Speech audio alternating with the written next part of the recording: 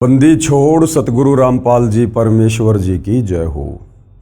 परम पिता परमात्मा सारी सृष्टि के रचनहार कुल मालिक असंख्य ब्रह्मांडों के स्वामी जगत गुरु तीनों लोकों में प्रवेश करके सबका धारण पोषण करने वाले राजाधिराज आत्माधार नाथों के नाथ देवों के देव महादेव सर्वेश्वर महेश्वर मृत्युंजय अजरो अमर आदि अनादि सनातनी प्रभु जगत पिता जगदीश्वर श्री श्री 1008 की उपाधि के वास्तविक अधिकारी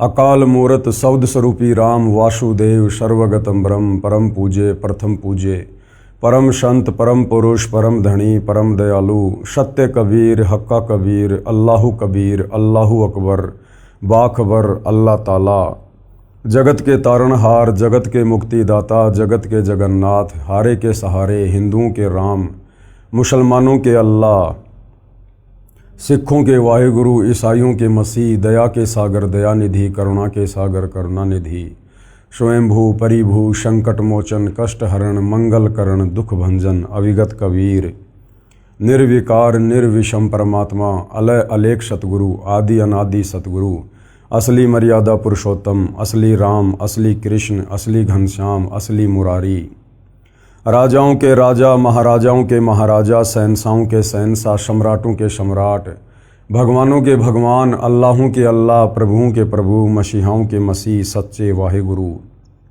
बाबाओं के बाबा पीरों के पीर सेठों के सेठ जगत सेठ सावड़सा सेठ सर्वगुण संपन्न अनंत कोटि कलाओं के स्वामी अनंत कोटि ब्रह्मांडों के नायक योगियों में महायोगी ध्यानियों में महाध्यानी सिद्धों में परम सिद्ध ज्ञानियों में तत्व ज्ञानी ब्रह्म ज्ञानी महाज्ञानी परम ज्ञानी सर्वश्रेष्ठ ज्ञानी विज्ञानी युवा कबीर समर्थ कबीर असमवात अमित ओझा सच्चे रहनुमा करीम अल्लाह सुबहान अल्लाह दुनिया के अंतिम पैगंबर 8 सितंबर 1951 से गांव धनाना जिला सोनीपत हरियाणा भारतवर्ष की पावन भूमि पे प्रकट रियल कल की भगवान श्री नारायण साकार हरि श्री बाबा साहेब नूर अनंत परमात्मा सच्चे दरवेश सच्चे बाखबर संत शिरोमणि सतगुरु रामपाल जी परमेश्वर जी के चरण कमल में आप और हम सभी भाई बहनों का अनंत कोटि दंडवत प्रणाम। सत्साई भाई और बहनों, बहुत बड़ी दया बहुत बड़ी मेहर पूज्य गुरुदेव भगवान की परमेश्वर रामपाल जी की, जिनके शुभ आशीर्वाद से विशेष आशीर्वाद से उन्हीं के सत्संगों के ऊपर बन चुकी पवित्र आध्यात्मिक पुस्तक कबीर बड़ा या कृष्ण के ऊपर वीडियो बनाने की श्रृंखला जारी है। इसी श्रृंखला में आज हमारा ये 6 नंबर का वीडियो है। इस पवित्र पुस्तक कबीर बड़ा या कृष्ण के प्रत्येक वीडियो में हमें अध्यात्म के विषय में वो सब कुछ जानने और समझने को प्राप्त हो रहा है जिसकी तलाश इस आत्मा को सदियों से थी, परंतु तत्व ज्ञान के अभाव से हमारे धर्म गुरु हमारे शास्त्रों में छुपी हुई अध्यात्म को लेकर गूढ़ जानकारी को समाज में फैला नहीं सके, समाज को बता नहीं सके, समाज के सामने रूबरू नहीं कर सके। क्योंकि भाई और बहनों, अपने द्वारा प्रदान की गई शास्त्र अनुकूल सत भक्ति और अपने द्वारा रची गई सृष्टि रचने वाला कबीर परमेश्वर स्वयं ही सतलोक से चलकर गति करके नीचे मनुष्य रूप में प्रकट होकर संत रूप में तत्वदर्शी संत रूप में जगत गुरु रूप में इस ज्ञान को आगे प्रचारित प्रसारित करता है। उस परमेश्वर के बिना सृष्टि रचना के विषय में 21 ब्रह्मांड में कोई एक शब्द भी नहीं बोल सकता है, और यदि बोलेगा तो केवल अटबट ही करेगा, दंत कथा सुनाएगा, लोकवेद के आधार से झूठ फैलाएगा। तो आज इस पृथ्वी का सौभाग्य उदय हुआ कि सर्व सृष्टि रचनहार कबीर परमेश्वर 8 सितंबर 1951 को गांव धनाना जिला सोनीपत हरियाणा भारतवर्ष में प्रकट हुए और अपने निर्धारित समय अनुसार सन 1994 से उन्होंने इस तत्व ज्ञान का प्रचार प्रसार करना शुरू किया। भाई और बहनों, अब ये ज्ञान जन जन तक पहुँचे क्योंकि इसी ज्ञान को प्राप्त करने के लिए आप और हमें उस समर्थ परमेश्वर कबीर जी ने ये मनुष्य शरीर दिया है, लक 84 योनि से निकाल कर। और ये मनुष्य जन्म सिर्फ और सिर्फ परमात्मा प्राप्ति के लिए मिलता है, यानी मोक्ष प्राप्ति के लिए मिलता है। और ये कार्य यदि हमने नहीं किया मनुष्य जन्म प्राप्त करके कि मानव जन्म पाए कै जो नहीं रटे हरि नाम, भाई जैसे कुआं जल बिना फिर बनवाया किस काम, तो हमारा मनुष्य जन्म प्राप्त करना निरर्थक हो जाएगा। भाई और बहनों, अब हमें कैसे पता चले कि वास्तव में भक्ति मार्ग क्या है, शास्त्र अनुकूल साधना क्या है, मोक्ष किस विधि से होगा, परमात्मा कौन है, कैसा है, कहाँ रहता है, कैसे मिलता है। तो इन्हीं सब जानकारियों के लिए सतगुरु रामपाल जी ने हजारों की संख्या में सत्संग किए हैं और सैकड़ों की संख्या में पवित्र पुस्तकें लिखी हैं। उन्हीं में से एक पवित्र पुस्तक जिसका नाम है कबीर बड़ा या कृष्ण, जिसके ऊपर वीडियो बनाए जा रहे हैं। आज हमारा ये 6वें नंबर का वीडियो है। अभी तक यदि आपने इस पुस्तक पर बन चुके पहले के 5 वीडियो नहीं देखे हैं तो आज का वीडियो देखना आपके लिए कोई मायने नहीं रखेगा, क्योंकि कड़ी से कड़ी जुड़ती है। जब तक आप पहले के 5 वीडियो नहीं देखेंगे आपको आगे का ज्ञान समझ में नहीं आएगा। और विशेषकर वीडियो नंबर 5 में एक बहुत ही महत्वपूर्ण टॉपिक चला हुआ है, और टॉपिक है जनता की अदालत में मुकदमा। जनता की अदालत में मुकदमा। मुकदमा किस बात को लेकर है? मुकदमा अध्यात्म को लेकर है, भक्ति मार्ग को लेकर है, भगवान की समर्थता को लेकर है कि वास्तव में समर्थ परमात्मा कौन है, कबीर है या कृष्ण है। और इस मुकदमे में जज कौन है? जनता। जनता जनार्दन, क्योंकि वर्तमान की जनता शिक्षित है, पढ़ी लिखी है, सही और गलत का निर्णय अपने बुद्धि विवेक से कर सकती है। और जो वकील हैं इस मुकदमे में, कबीर जी की तरफ से उनके वकील हैं सतगुरु रामपाल जी। हालांकि आपकी जानकारी के लिए बता दूं कि कबीर जी ने अपना कोई वकील खड़ा करने की आवश्यकता नहीं पड़ती है। कबीर जी में सर्वगुण हैं, क्योंकि वे सर्वज्ञ हैं। वे जनता भी हैं, वे जज भी हैं, वे वकील भी हैं, वे सब कुछ हैं। लेकिन आप और हमें अध्यात्म को समझाने के लिए सतगुरु रामपाल जी ने स्वयं को कबीर जी का वकील घोषित किया है। तो कबीर जी की तरफ से वकील हैं सतगुरु रामपाल जी, और श्री कृष्ण जी की तरफ से वकील हैं हिंदू धर्म के तमाम संत, महंत, मंडलेश्वर, आचार्य, शंकराचार्य, महामंडलेश्वर, मठाधीश। और किस बात को लेकर मुकदमा दायर है? कबीर और कृष्ण की समर्थता को लेकर कि वास्तव में समर्थ परमात्मा कौन है। कबीर जी के वकील सतगुरु रामपाल जी दावा करते हैं कि कबीर जी ही सर्व सृष्टि रचनहार हैं, सबके मालिक हैं। इन्होंने असंख्य ब्रह्मांडों की रचना की है और यही तीनों लोकों में प्रवेश करके सबका धारण पोषण करते हैं। और इस बात का आधार उन्होंने बताया हिंदू धर्म के 4 वेद, गीता जी और 18 पुराण। दूसरी तरफ जो कृष्ण जी के वकील हैं हिंदू धर्म गुरु, वो कह रहे हैं कि नहीं जी, कबीर जी के वकील की बात सही नहीं है। असल में कृष्ण जी समर्थ हैं। कृष्ण अर्थात विष्णु, और ये कृष्ण अर्थात विष्णु जी ये अविनाशी हैं। इनकी जन्म और मृत्यु नहीं होती है, इनके कोई माता पिता नहीं है, ये अजरो अमर परमात्मा हैं। और हमारे हिंदू धर्म के सभी धर्म ग्रंथ इन्हीं के परमेश्वर होने के विषय में समर्थन कर रहे हैं। तो इस बात को लेकर मुकदमा चला हुआ है। तो पिछले वीडियो नंबर 5 में इसी मुकदमे में कबीर परमेश्वर की तरफ से पैरवी करते हुए उनके वकील सतगुरु रामपाल जी ने हिंदू धर्म के ही सदग्रंथों को दिखाकर, श्रीमद् भगवत गीता को दिखाकर, श्री देवी पुराण को दिखाकर ये साबित कर दिया जनता के सामने अदालत में कि कृष्ण जी अविनाशी परमात्मा नहीं है। श्री कृष्ण जी अर्थात विष्णु जी का जन्म होता है, ये मरते हैं। इनकी माता का नाम दुर्गा है, इनके पिता का नाम काल ब्रह्म है। और ये केवल एक ब्रह्मांड में 3 लोकों पर एक एक गुण के स्वामी हैं। रजोगुण के स्वामी ब्रह्मा जी हैं, सतोगुण के स्वामी विष्णु जी हैं और तमोगुण के स्वामी शंकर जी हैं। और ये जन्म और मरण में है। ये कबीर जी के वकील सतगुरु रामपाल जी ने हिंदू धर्मशास्त्रों से जनता के सामने अदालत में बिल्कुल क्लियर कर दिया है। आज के वीडियो नंबर 6 में मुकदमा उसी जनता की अदालत में है। मुद्दा वही है कि समर्थ प्रभु कौन है, कबीर या कृष्ण। दोनों पक्ष के वकील भी हैं, कबीर जी की तरफ से सतगुरु रामपाल जी और कृष्ण जी की तरफ से हिंदू धर्मगुरु।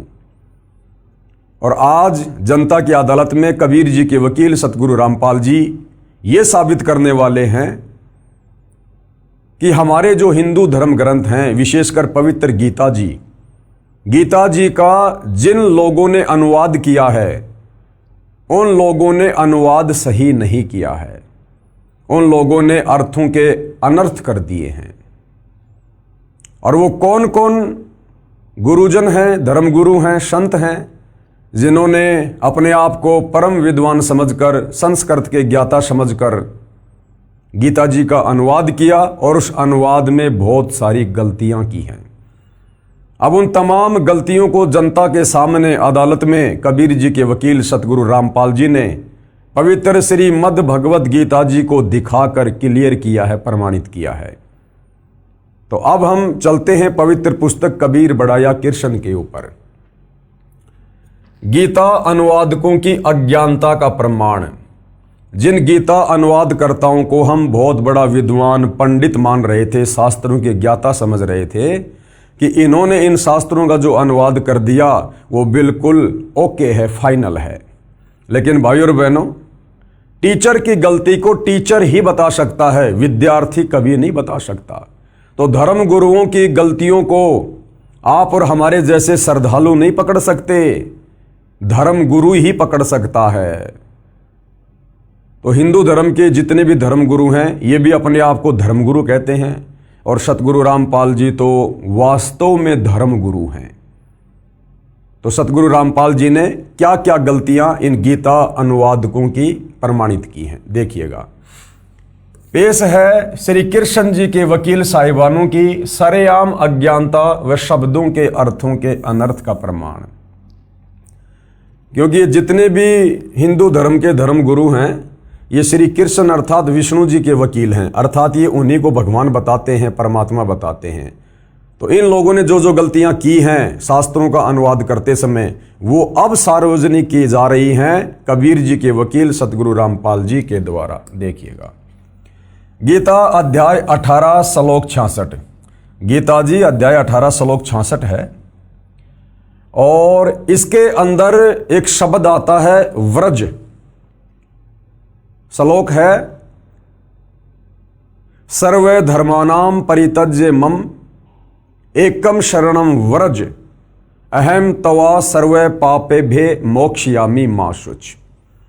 गीता ज्ञान दाता यानी गीता जी का ज्ञान देने वाला।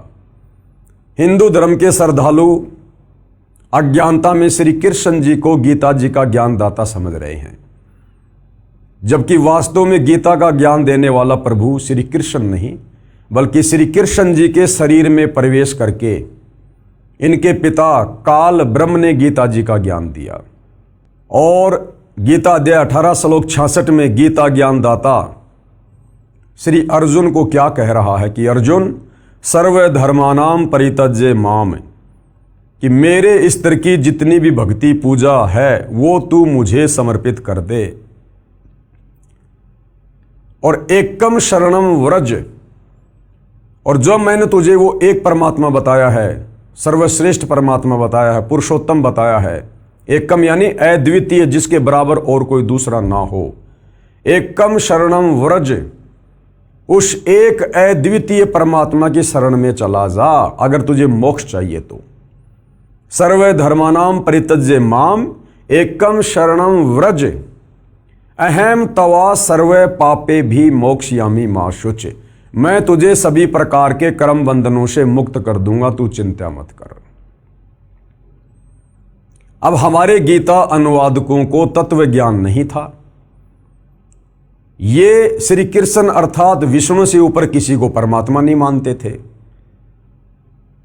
तो इस श्लोक में गीता ज्ञानदाता कह रहा है कि अर्जुन, मेरे लेवल की सारी धार्मिक पूजा मुझे दे दे और तू उस एक अद्वितीय परमात्मा की शरण में चला जा। तो गीता अनुवादकों ने सोचा कि भाई जब श्री कृष्ण अर्थात विष्णु से ऊपर कोई भगवान ही नहीं है, तो गीता ज्ञान देते समय श्री कृष्ण अर्थात विष्णु जी अपने से अन्य किसी और परमात्मा की शरण में जाने के लिए अर्जुन को क्यों कह रहे हैं? वो और परमात्मा कौन है जो श्री कृष्ण अर्थात विष्णु जी से भी समर्थ है? तो ये बात हमारे गीता अनुवादकों को समझ में नहीं आई। तो इन्होंने घुमा फिरा के इस श्लोक का उल्टा अर्थ कर दिया। व्रज का मतलब है जा, चला जा, जाना, और इन्होंने तत्व ज्ञान के अभाव में व्रज का अर्थ कर दिया आजा, आना। कि भाई श्री कृष्ण जी अपने लिए कह रहे हैं कि मेरी शरण में आ जा, जबकि इन्होंने इतना विचार नहीं किया कि अर्जुन श्री कृष्ण जी का जीजा था, क्योंकि श्री कृष्ण जी की बहन सुभद्रा अर्जुन की पत्नी थी और पांचों पांडव श्री कृष्ण जी के शिष्य थे, यानी श्री कृष्ण जी की शरण में थे। तो विचार करना चाहिए, अर्जुन तो पहले से ही श्री कृष्ण जी की शरण में था, फिर भला श्री कृष्ण जी ये क्यों कहेंगे कि मेरी शरण में आ जा, जबकि वो तो पहले से ही उसका शिष्य था। वो गीता ज्ञानदाता कह रहा है कि अर्जुन उस एकमात्र सर्वश्रेष्ठ परमात्मा की शरण में जा, जिसके विषय में मैंने तेरे को पहले गीता ज्ञान देते समय अध्याय 2 श्लोक नंबर 17 में कहा है कि उस अविनाशी को मारने में कोई भी सक्षम नहीं है। वो सर्वश्रेष्ठ परमात्मा है, जिसके विषय में गीता ज्ञानदाता ने अध्याय 15 श्लोक नंबर 17 में कहा कि उत्तम पुरुष तु अन्य परमात्मा इति उदारते ये लोग तरम अवश्य विवर्ति अव ईश्वरे। कि वास्तव में गीता अध्याय 15 श्लोक 16 में वर्णित दो भगवान क्षर पुरुष और अक्षर पुरुष, इन दोनों से सर्वश्रेष्ठ परमात्मा तो कोई अन्य ही है जो तीनों लोकों में प्रवेश करके सबका धारण पोषण करता है। और गीता अध्याय 8 श्लोक 3 में उसका नाम बताया कि वो परम अक्षर ब्रह्म है। तो गीता अध्याय 18 श्लोक 66 में गीता ज्ञान देने वाला अर्जुन को उस परम अक्षर ब्रह्म की शरण में जाने की सलाह दे रहा है कि जब तक तू उसकी शरण में नहीं जाएगा, तेरा जन्म और मरण समाप्त नहीं होगा, तू परम शांति को प्राप्त नहीं होगा, शाश्वत स्थान सतलोक को प्राप्त नहीं होगा। तो गीता ज्ञानदाता अपनी जगह पर बिल्कुल सही है और अर्जुन को बिल्कुल सही सलाह दे रहा है कि अर्जुन, तू मेरे लेवल की जितनी भी पूजा है, पाठ है, धार्मिक अनुष्ठान है, ये सब तू मुझे दे दे। यानी मेरे ओम नाम की कमाई का फल, धार्मिक जो तूने यज्ञ की है उनका फल, वो तू मुझे दे दे, मुझे संकल्प कर दे। सर्व धर्मानान परित्यज्य माम, और एकम शरणम व्रज, और उस एक परमेश्वर की शरण में जा जिसके विषय में मैंने तेरे को अध्याय 8 श्लोक 3 में कहा था कि वो परम अक्षर ब्रह्म है। अहम तवा सर्व पापे भी मोक्षयामी मा शुच। मैं तुझे हर प्रकार के कर्म बंधनों से, पाप कर्मों से मुक्त कर दूंगा, तू चिंता मत कर।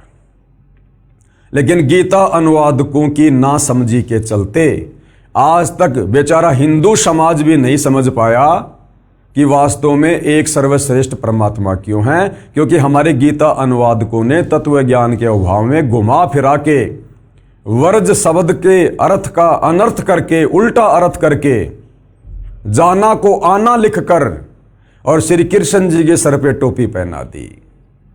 तो अब सतगुरु रामपाल जी जनता की अदालत में श्री कृष्ण जी के वकीलों के सामने कबीर परमेश्वर के वकील की भूमिका में और सबको प्रमाणित करके दिखा रहे हैं कि हमारे गीता अनुवादकों ने किस प्रकार से गफलत की है, गलती की है शास्त्रों का अनुवाद करते समय। पेश है श्री कृष्ण जी के वकील साहिबानों की सरेआम अज्ञानता व शब्दों के अर्थों के अनर्थ का प्रमाण। तो ये देखिए गीता अध्याय 18 श्लोक 66 जो अभी आपको बताया गया है। गीता जी के सब अनुवादकों ने गीता अध्याय 18 श्लोक 66 का अनुवाद गलत किया है। इस श्लोक 66 के मूल पाठ में व्रज शब्द है। क्या शब्द है? व्रज। सर्व धर्मान परित्यज्य माम एकम शरणम व्रज, जिसका अर्थ आना किया है, जबकि व्रज का अर्थ होता है जाना, जो कि गलत है। व्रज का अर्थ जाना, चले जाना, प्रस्थान करना, एक स्थान से दूसरे स्थान पर जाना होता है। अब आपको दिखाया जाएगा यहां पर प्रमाण के लिए कि किन किन गीता अनुवादकों ने, किन किन धर्म गुरुओं ने उल्टा अनुवाद किया है व्रज शब्द का। प्रमाण के लिए पेश है फोटोकॉपी संस्कृत हिंदी कोश, जिसके संग्रहकर्ता हैं वामन शिवराम आपटे। और इन्होंने किस प्रकार से अनुवाद किया है व्रज शब्द का? ये संस्कृत हिंदी शब्दकोश है। ये लेखक हैं वामन शिवराज आपटे, चौखंबा विद्या भवन वाराणसी, यहाँ से ये प्रकाशित है। ये देखिएगा, ये व्रज शब्द है, व्रज। और हिंदी संस्कृत शब्दकोश में व्रज का क्या अर्थ है आपकी आंखों के सामने है। व्रज का अर्थ है जाना। व्रज यानी जाना, चलना, प्रगति करना, पधारना, पहुंचना, दर्शन करना, विदा होना, सेवा से निवृत्त होना, पीछे हटना, ये व्रज का अर्थ है, जाना, चलना। ये संस्कृत हिंदी शब्द कोश में साफ साफ लिखा हुआ है। ठीक है जी। देखिएगा, शब्द कोश से स्पष्ट हुआ कि व्रज माने जाना है। अन्य प्रमाण देखिएगा, एस्कॉन के संस्थापक श्री प्रभुपाद जी महाराज द्वारा अनुवादित श्रीमद् भगवद गीता के अध्याय 18 श्लोक 66 के अनुवाद से पहले शब्दों के अर्थ लिखे हैं। उनमें तो व्रज माने जाना लिखा है। यानी जो श्री प्रभुपाद जी हैं एस्कॉन के संस्थापक, उन्होंने गीता का अनुवाद करते समय शब्दकोश में तो व्रज का अर्थ लिखा है जाना, लेकिन उस श्लोक का अर्थ करते समय व्रज का अर्थ कर दिया आना। परंतु जहां श्लोक 66 का अनुवाद किया है उसमें आना किया है। ये देखिएगा, ये श्री प्रभुपाद की गलती, ये एस्कॉन के संस्थापक हैं। प्रमाण के लिए पेश है फोटोकॉपी गीता अध्याय 18 श्लोक 66 की, जिसके अनुवादक हैं श्री प्रभुपाद जी तथा भक्ति वेदांत बुक ट्रस्ट द्वारा प्रकाशित। ये देखिएगा, ये इनके द्वारा अनुवाद की गई गीता है। गीतोपनिषद श्रीमद् भगवद गीता यथारूप, ये देखिएगा आप जियों के सामने है। और इसके शब्द कोश में क्या अर्थ किया है, ये वो श्लोक है भाइयों और बहनों। अध्याय गीता अध्याय 18 श्लोक नंबर 66, सर्वधर्मानाम परित्यज्य माम एकम शरणम व्रज। ये व्रज शब्द है। अहम तवा सर्व पापेभ्यो मोक्षयामि मा शुच। अब देखिएगा क्या क्या लिखा है इन्होंने। सर्व धर्मान यानी समस्त प्रकार के धर्म, परित्यज्य यानी त्याग कर, माम यानी मेरी, एकम यानी एकमात्र, शरणम यानी शरण में, व्रज मानी जाओ। यहां तो इन्होंने बिल्कुल सही अनुवाद कर रखा है। शब्द के अनुवाद में तो बिल्कुल सही लिखा है, व्रज मतलब जाओ, जाना। लेकिन नीचे इन्होंने जो भावार्थ किया है उसमें अर्थ कर दिया आना। देखिएगा, समस्त प्रकार के धर्मों का परित्याग करो और मेरी शरण में आओ। बताओ, यहां तो व्रज का अर्थ कर दिया जाओ और यहां कर दिया आओ, यानी अर्थ का अनर्थ कर दिया। मैं समस्त पापों से तुम्हारा उद्धार कर दूंगा, डरो मत। इस फोटोकॉपी में स्पष्ट है कि ऊपर शब्दों के अर्थ में तो व्रज का अर्थ तो जाना यानी जाओ ठीक किया है, परंतु अनुवाद में आना आओ कर दिया, जिससे गीता के सब ज्ञान का अज्ञान कर दिया। कारण यही रहा कि इन गुरुजनों को श्री कृष्ण से आगे का ज्ञान ही नहीं है। हमारे हिंदू धर्म के धर्म गुरुओं को, आचार्य से लेकर शंकराचार्य को, श्री कृष्ण अर्थात विष्णु से ऊपर किसी और परम शक्ति के विषय में ज्ञान ही नहीं था। इनको अपने सदग्रंथों का भी ज्ञान नहीं है, इसलिए लिख दिया कि मेरी शरण में आ जा, जबकि लिखना था उसकी शरण में चला जा। गीता अध्याय 18 श्लोक 62 में गच्छ शब्द है, जिसका अर्थ भी जाना है, वहां ठीक अनुवाद कर दिया। जब श्लोक 62 में गीता ज्ञानदाता अपने से अन्य उस परमेश्वर तत्ब्रह्म यानी परम अक्षर ब्रह्म यानी कबीर जी की शरण में जाने को कह रहा है, तो श्लोक 66 में अपनी शरण में आने को नहीं कहेगा। क्योंकि गीता अध्याय 2 श्लोक 7 में अर्जुन ने कहा कि मैं आपकी शरण हूं, यानी अर्जुन शरण में तो पहले ही था, फिर यह कहना कि मेरी शरण में आ, यह न्याय संगत भी नहीं है। यह अध्यात्म ज्ञान का टोटा है। पेश है लेखक द्वारा किया इस श्लोक का यथार्थ अनुवाद। लेखक कौन? सतगुरु रामपाल जी। अब सतगुरु रामपाल जी ने गीता अध्याय 18 श्लोक 66 का रियल अनुवाद किया है, वो आप जी पढ़िएगा। गीता अध्याय 18 श्लोक 66 का यथार्थ अनुवाद। ये श्लोक है, सर्व धर्मानाम परित्यज्य माम एकम शरणम व्रज अहम तवा सर्व पापेभ्य मोक्षयामि मां शुच। क्या अनुवाद है? गीता ज्ञान देने वाले ने कहा है।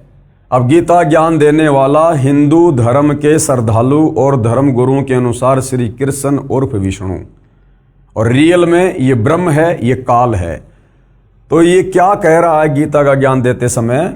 गीता ज्ञान देने वाले ने कहा है कि सर्व धर्मानाम माम, यानी मेरे स्तर के जितने भी धार्मिक जो ये कर्म हैं, उन सब को मुझ में परित्यज्य यानी त्याग कर, एकम यानी उस एक सर्वशक्तिमान परम अक्षर ब्रह्म की शरणम यानी शरण में, वरज यानी जा, वरज यानी जा, अहम यानी मैं, तवा यानी तेरे को, सर्व पापे भे सब पापों से, मोक्षयामी यानी मुक्त कर दूंगा, मां शुच यानी शोक मत कर। ये है गीता अध्याय 18 श्लोक 66 का रियल अनुवाद। रियल अनुवाद। इस श्लोक में एकम एक शब्द है, इसका अर्थ है एक यानी अद्वितीय परमेश्वर। गीता अध्याय 13 श्लोक 30 में भी एकस्त शब्द है, जिसका अर्थ है उस एक परमात्मा में स्थित किया है, जो गीता ज्ञानदाता से अन्य है। गीता अध्याय 13 श्लोक 27, 28 तथा 30 में भी गीता ज्ञान देने वाले काल ब्रह्म ने अपने से अन्य परमेश्वर की जानकारी दी है और कहा है कि, कहाँ कहा है? गीता अध्याय 13 श्लोक 27 में क्या कहा है? जो साधक नष्ट होते हुए सब प्राणियों में परमेश्वर यानी परम अक्षर ब्रह्म को अविनाशी तथा समभाव से देखता है, वह परमेश्वर को सही रूप में देखता है, यानी वह उस परमेश्वर को ठीक से समझा है। गीता अध्याय 13 श्लोक 28 में कहा है कि क्योंकि जो साधक यानी जो भगत सब स्थान पर समान भाव से स्थित परमेश्वर को समान देखता हुआ अपने द्वारा अपने को नष्ट नहीं करता, यानी सत्य भाव से उस गीता ज्ञानदाता काल ब्रह्म से अन्य परम अक्षर ब्रह्म को जानकर उसी की भक्ति करके गीता ज्ञान देने वाले काल ब्रह्म से मिलने वाली गति यानी मोक्ष, जो गीता अध्याय 8 श्लोक 13 में बताई है, उससे अन्य परम गति को प्राप्त होता है। यही प्रसंग गीता अध्याय 13 श्लोक 30 में चला है। और क्या कहा है?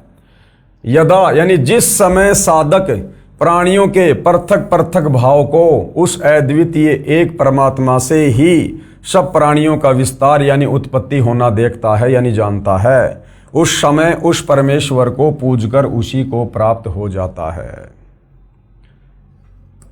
इससे सिद्ध हो जाता है कि गीता अध्याय 18 श्लोक 66 में एकम शरणम व्रज का अर्थ भी उस परम अक्षर ब्रह्म की शरण में जाओ ही सही है। प्रमाण के लिए पढ़िए गीता अध्याय 13 श्लोक 27, 28 तथा 30 की फोटोकॉपी इसी पुस्तक के पेज नंबर 278 से 280 पर जो हम आगे पढ़ेंगे। अब यहां पर आपको दिखाया जा रहा है कि और जो हिंदू धर्म के धर्म गुरु हैं उन्होंने भी गीता अध्याय 18 श्लोक 66 का अनुवाद करते समय वही गलती की है। वर्ज का अर्थ मूल अनुवाद में जाना ना करके आना लिखा हुआ है। कौन है? पेश है गीता अध्याय 18 श्लोक 66 की अन्य अनुवादकों की फोटोकॉपियां। ये है श्री राम सुखदास जी। श्री राम सुखदास जी, उन्होंने क्या गलती की है? सेम गलती। पेश है गीता अध्याय 18 श्लोक 66 की फोटोकॉपी श्री राम सुखदास जी महाराज के अनुवाद की। तो ये गीता जी है जो श्री राम सुखदास जी ने लिखी है, गीता प्रबोधनी, और यहां लिखा हुआ है श्री राम सुखदास। प्रकाशक एवं मुद्रक है गीता प्रेस गोरखपुर, गोविंद भवन कार्यालय कोलकाता का संस्थान। और क्या लिखा है? ये श्लोक है गीता अध्याय 18 श्लोक 66 कि सर्व धर्मानाम परित्यज्य माम एकम शरणम व्रज। ये व्रज शब्द है, आप जी की आंखों के सामने ध्यान रखना, व्रज। अहम तवा सर्व पापेभ्यो मोक्षयामी माशुच। और क्या अनुवाद किया इन्होंने? संपूर्ण धर्मों का आश्रय छोड़कर तू केवल मेरी शरण में आ जा। ये देखो जी, वर्ज का अर्थ होता है जाना, इन्होंने कर दिया आजा। मैं तुझे संपूर्ण पापों से मुक्त कर दूंगा, चिंता मत कर। सब ने एक सुर में अनुवाद किया है, एक सुर में, तत्व ज्ञान के अभाव में। आगे देखिए श्री ज्ञानानंद जी महाराज की गलती। श्री ज्ञानानंद जी महाराज की गलती। पेश है गीता अध्याय 18 श्लोक 66 की फोटोकॉपी श्री ज्ञानानंद जी महाराज के अनुवाद की। ये देखिएगा, इनके द्वारा लिखी गई गीता है। श्री कृष्ण कृपया श्रीमद् भगवद गीता पदानुवाद सहित गीता ज्ञान सुधा सप्तम संस्करण 10,000 प्रतियां निमित्त मात्र गीता मनीषी और श्री ज्ञानानंद जी महाराज अपने आप को गीता के मनीषी यानी बहुत बड़े विद्वान कह रहे हैं। गीता अध्याय 18 श्लोक 66 सर्वधर्मानाम परित्यज्य माम एकम शरणम व्रज। ये व्रज शब्द है। अहम तवा सर्व पापेभ्यो मोक्षयामी माशुच। क्या अनुवाद किया है? सेम गलती। संपूर्ण धर्मों का आश्रय छोड़कर तू केवल मेरी शरण में आ जा। वर्ज का अर्थ होता है जाना, यानी चला जा। और इन्होंने क्या किया है? आ जा, मैं तुझे संपूर्ण पापों से मुक्त कर दूंगा, तू शोक मत कर।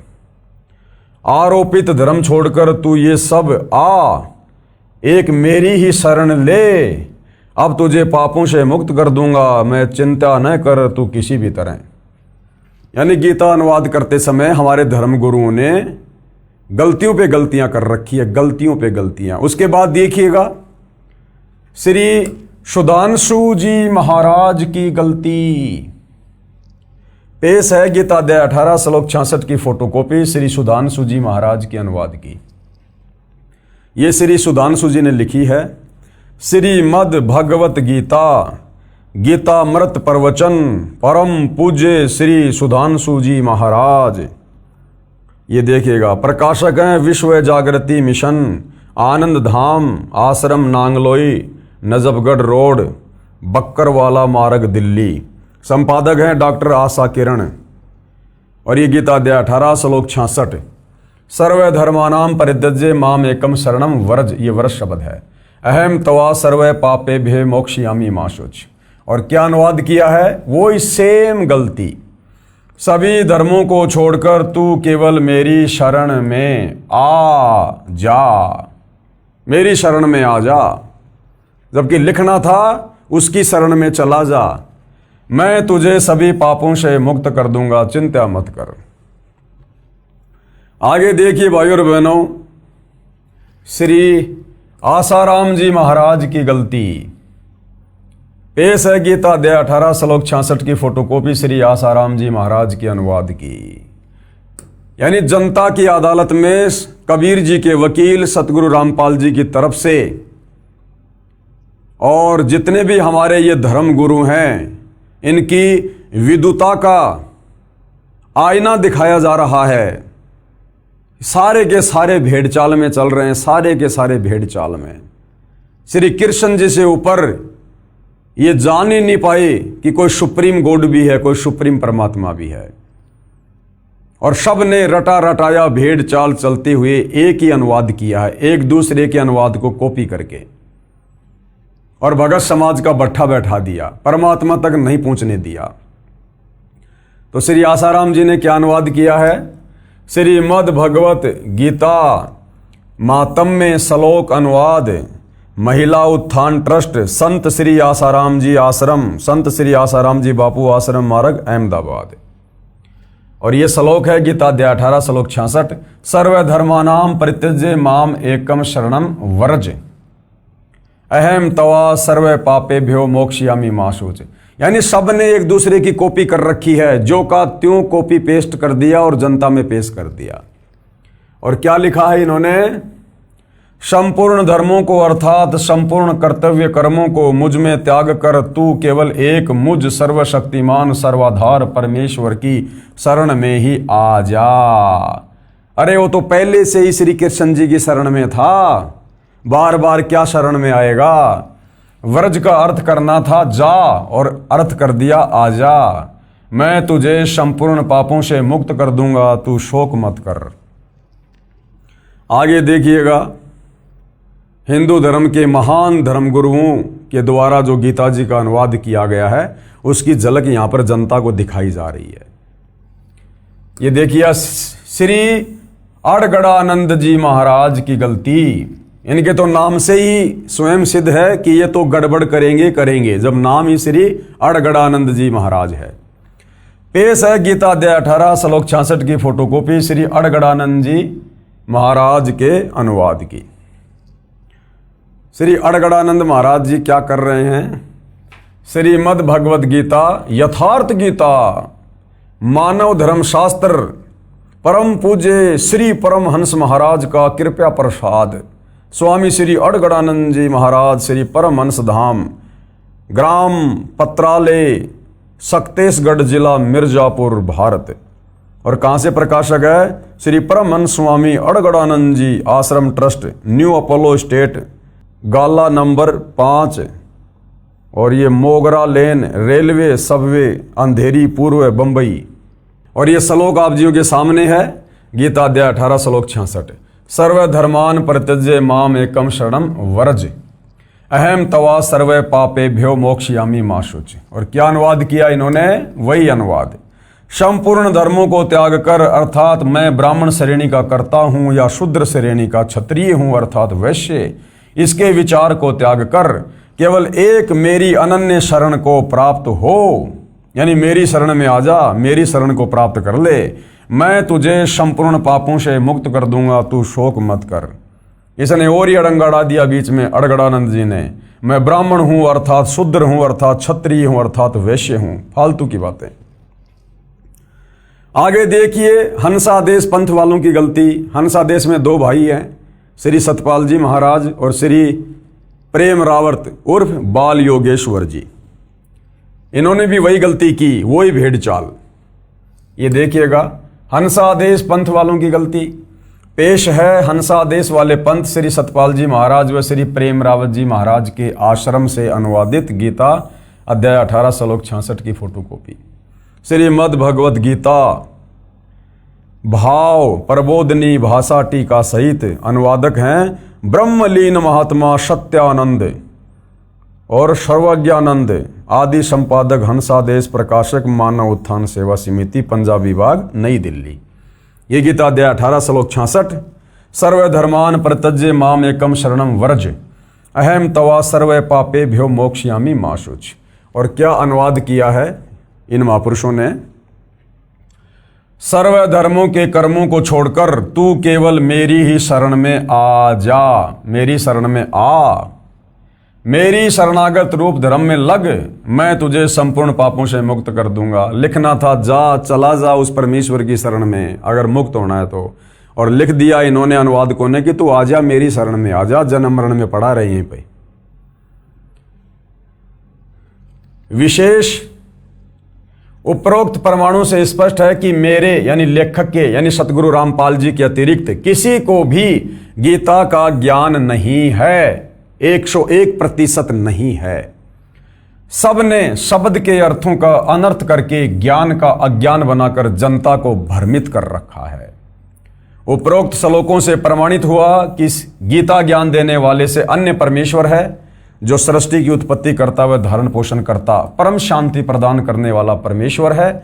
उसी की शरण में जाने के लिए कहा है कि एकम शरणम व्रज, कि अर्जुन उस परम अक्षर ब्रह्म की शरण में जा, जिसके विषय में मैंने तेरे को गीता अध्याय 8 श्लोक 3 में कहा है कि वो परम अक्षर ब्रह्म है। अब देखिएगा भाइयों और बहनों, गीता ज्ञान देने वाले से अन्य समर्थ परमेश्वर है, यानी गीता ज्ञान दाता। जब तक आपको तत्व ज्ञान नहीं है तब तक आप श्री कृष्ण जी कह रहे हो, और जब तत्व ज्ञान हो जाएगा तो पता चलेगा कि गीता ज्ञान दाता काल ब्रह्म है। तो गीता ज्ञान देने वाले से अन्य समर्थ परमात्मा है। अब इसका प्रमाण देखिएगा आप। गीता अध्याय 7 श्लोक 29 में गीता ज्ञान बोलने वाले ने, जिसे आप श्री कृष्ण और विष्णु मानते हो, उसने अपने से अन्य परमेश्वर के विषय में बताया है। कहा है कि जो मेरी शरण होकर यानी मेरी राय मानकर उस परमेश्वर के विषय में किसी तत्वदर्शी संत से तत्व ज्ञान समझ लेते हैं, जरा यानी वृद्ध अवस्था अर्थात बुढ़ापे तथा मरण यानी मृत्यु से छूटने के लिए प्रयत्न करते हैं, वे तत्ब्रह्म यानी उस परमेश्वर को, संपूर्ण अध्यात्म को तथा संपूर्ण कर्मों को जानते हैं। ये देखिएगा, पेश है गीता अध्याय 7 श्लोक 29 की फोटोकॉपी। गीता ज्ञान दाता आप लोगों के अनुसार श्री कृष्ण और विष्णु अर्जुन को अपने से अन्य परमात्मा के विषय में क्या कह रहा है। ये देखिए, जरा मरण मोक्षाय माम आश्रिते यतन्ति ये ते ब्रह्म तत्व विदु कृत्स्नम अध्यात्म करम च अखिलम। क्या अनुवाद किया है आप जियों के सामने है। जो मेरे शरण होकर यानी जो मेरी राय मानकर, जो मैं गीता जी में बता रहा हूं उस परमेश्वर के विषय में, जो मेरे शरण होकर जरा और मरण से छूटने के लिए, क्योंकि काल के लोक में सबसे बड़ा कष्ट है बुढ़ापा और मृत्यु। जरा यानी बुढ़ापा और मरण यानी मृत्यु से छूटने के लिए यानी मोक्ष प्राप्त करने के लिए जो भगत यत्न करते हैं, वे पुरुष उस ब्रह्म को अपने से अन्य किसी और ब्रह्म के विषय में कह रहा है गीता ज्ञानदाता, कि वे उस ब्रह्म यानी भगवान को, संपूर्ण अध्यात्म को तथा संपूर्ण कर्मों को जानते हैं। गीता ज्ञान देने वाले की राय मानकर, क्योंकि गीता ज्ञानदाता ने गीता अध्याय 4 श्लोक नंबर 34 में अपना मत बताया, अपनी राय दी अर्जुन को कि अर्जुन, अगर तुझे परमात्मा के विषय में जानना है, परम शांति प्राप्त करनी है, तो किसी तत्वदर्शी संत की खोज कर ले और उस तत्वदर्शी संत की शरण में जा, वही तुझे परमात्मा के विषय में बताएगा।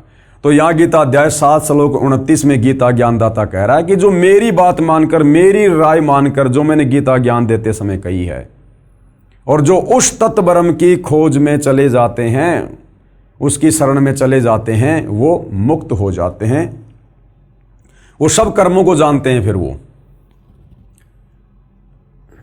गीता अध्याय 8 श्लोक 1 में अर्जुन ने गीता ज्ञान देने वाले से प्रश्न किया कि जो आपने गीता अध्याय 7 श्लोक 29 में अभी जो आपने पढ़ा, आपने उसमें जो ये तत्व ब्रह्म कहा है कि उस ब्रह्म को जिसको जानने वाले केवल वृद्ध अवस्था से यानी बुढ़ापे से तथा मरण से छूटने का प्रयत्न करते हैं, यानी केवल मोक्ष चाहते हैं, संसार की किसी सुख सुविधा की इच्छा नहीं करते। कृपया बताइए किम तत्परम, अर्थात वह ब्रह्म कौन है, वो भगवान कौन है, जिसके विषय में आप गीता अध्याय 7 श्लोक 29 में कह रहे हो कि जो मेरे शरण होकर जरा और मरण से छूटने के लिए यत्न करते हैं वे उस ब्रह्म को, संपूर्ण अध्यात्म को तथा संपूर्ण कर्मों को जानते हैं। तो अर्जुन कह रहा है कि वो तत्ब्रह्म कौन है, तत्ब्रह्म, कि वो तत्ब्रह्म कौन है, वो भगवान कौन है। अध्याय 8 श्लोक 1 में फिर अर्जुन ने पूछा, क्योंकि गीता अध्याय 7 श्लोक नंबर 29 में इतने श्लोक हैं, उसके बाद में गीता अध्याय 8 शुरू हो जाता है। तो गीता अध्याय 8 श्लोक 1 में अर्जुन ने कहा कि आपने अध्याय 7 श्लोक 29 में जिस भगवान के विषय में बताया है, जिस तत्ब्रह्म के विषय में जानकारी दी है, वो तत्ब्रह्म कौन है, वो भगवान कौन है। तो गीता अध्याय 8 श्लोक 1 में गीता ज्ञानदाता क्या कह रहा है कि वो तत्ब्रह्म कौन है, मेरे से अन्य परमात्मा कौन है। प्रमाण के लिए पेश है गीता अध्याय 8 श्लोक 1 तथा 3 की फोटोकॉपी। गीता अध्याय 8 श्लोक 1 की फोटोकॉपी, ये श्लोक आप जियों के सामने है। किम तत्ब्रह्म, अर्जुन कह रहा है कि वो कौन भगवान है। किम अध्यात्म, किम करम पुरुषोत्तम, अधिभूतम च किम प्रोक्तम, अधिदैवम किम उच्यते। क्या कहा है, हे पुरुषोत्तम। अर्जुन गीता ज्ञान देने वाले को पुरुषोत्तम कह रहा है, क्योंकि बेचारे अर्जुन को भी तत्व ज्ञान नहीं, वो भी श्री कृष्ण जी से ऊपर, विष्णु से ऊपर किसी को भगवान नहीं मानता। तो कह रहा है कि हे पुरुषोत्तम, वह ब्रह्म क्या है।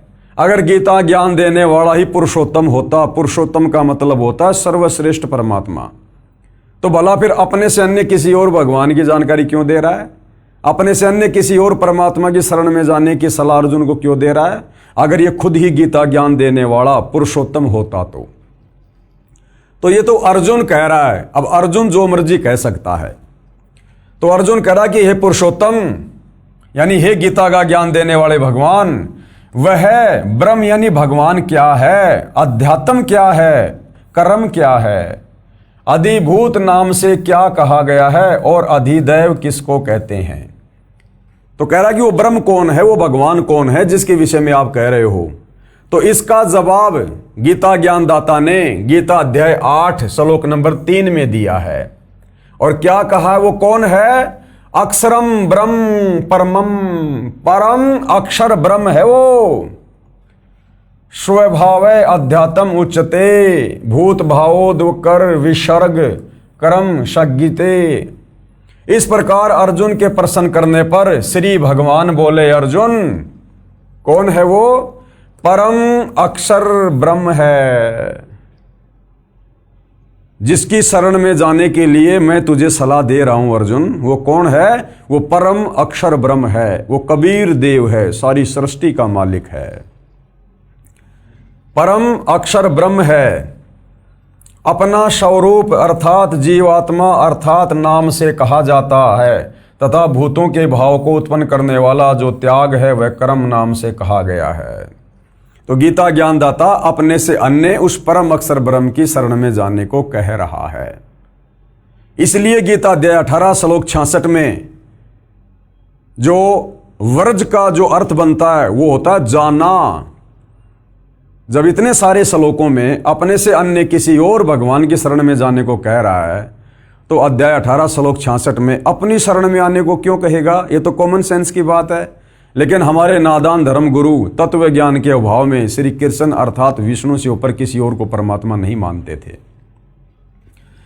अन्य प्रमाण गीता ज्ञान दाता से अन्य परमेश्वर का, इसी गीता अध्याय 8 के श्लोक 5 तथा 7 में तो गीता ज्ञान दाता ने अपनी पूजा करने को कहा है।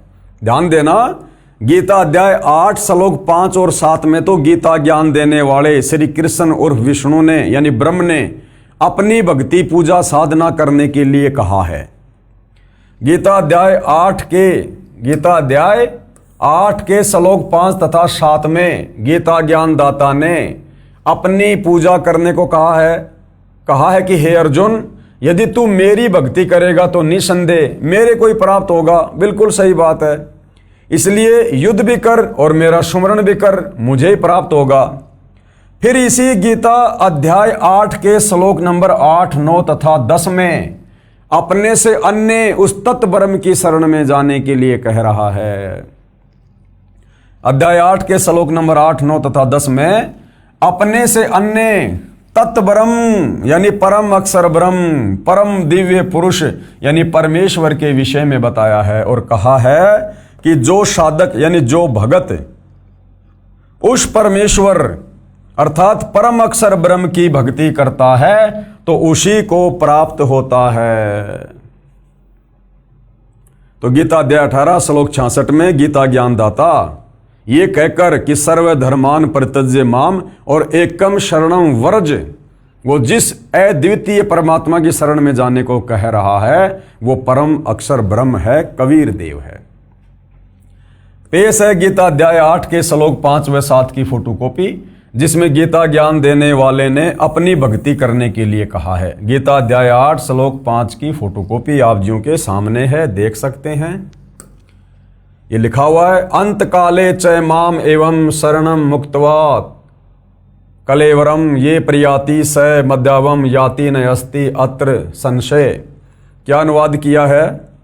जो पुरुष यानी जो व्यक्ति अंत काल में भी यानी मरते समय भी मुझको ही सुमरण करता हुआ शरीर को त्याग कर जाता है, यानी मेरा ओम नाम का जाप करता हुआ मरता है, वह मेरे साक्षात स्वरूप को प्राप्त होता है, इसमें कुछ भी संशय नहीं। यानी वो मेरे ब्रह्म लोक में आ जाता है, क्योंकि गीता ज्ञानदाता ब्रह्म जिसकी साधना का मंत्र ओम है और ये ब्रह्म लोक में रहता है। तो कह रहा है कि मेरा भगत मरते दम तक जो मेरे ओम नाम का जाप करता है वो मरने के बाद में मुझे प्राप्त होता है, यानी मेरे ब्रह्म लोक में आ जाता है। गीता अध्याय 8 श्लोक 7 की फोटोकॉपी देखिएगा। तस्मात् सर्वेषु कालेषु माम अनुसर युद्धे च मयि अपिर्त मनोबुद्धि माम एवं ऐसी असंशयम। क्या कह रहा है?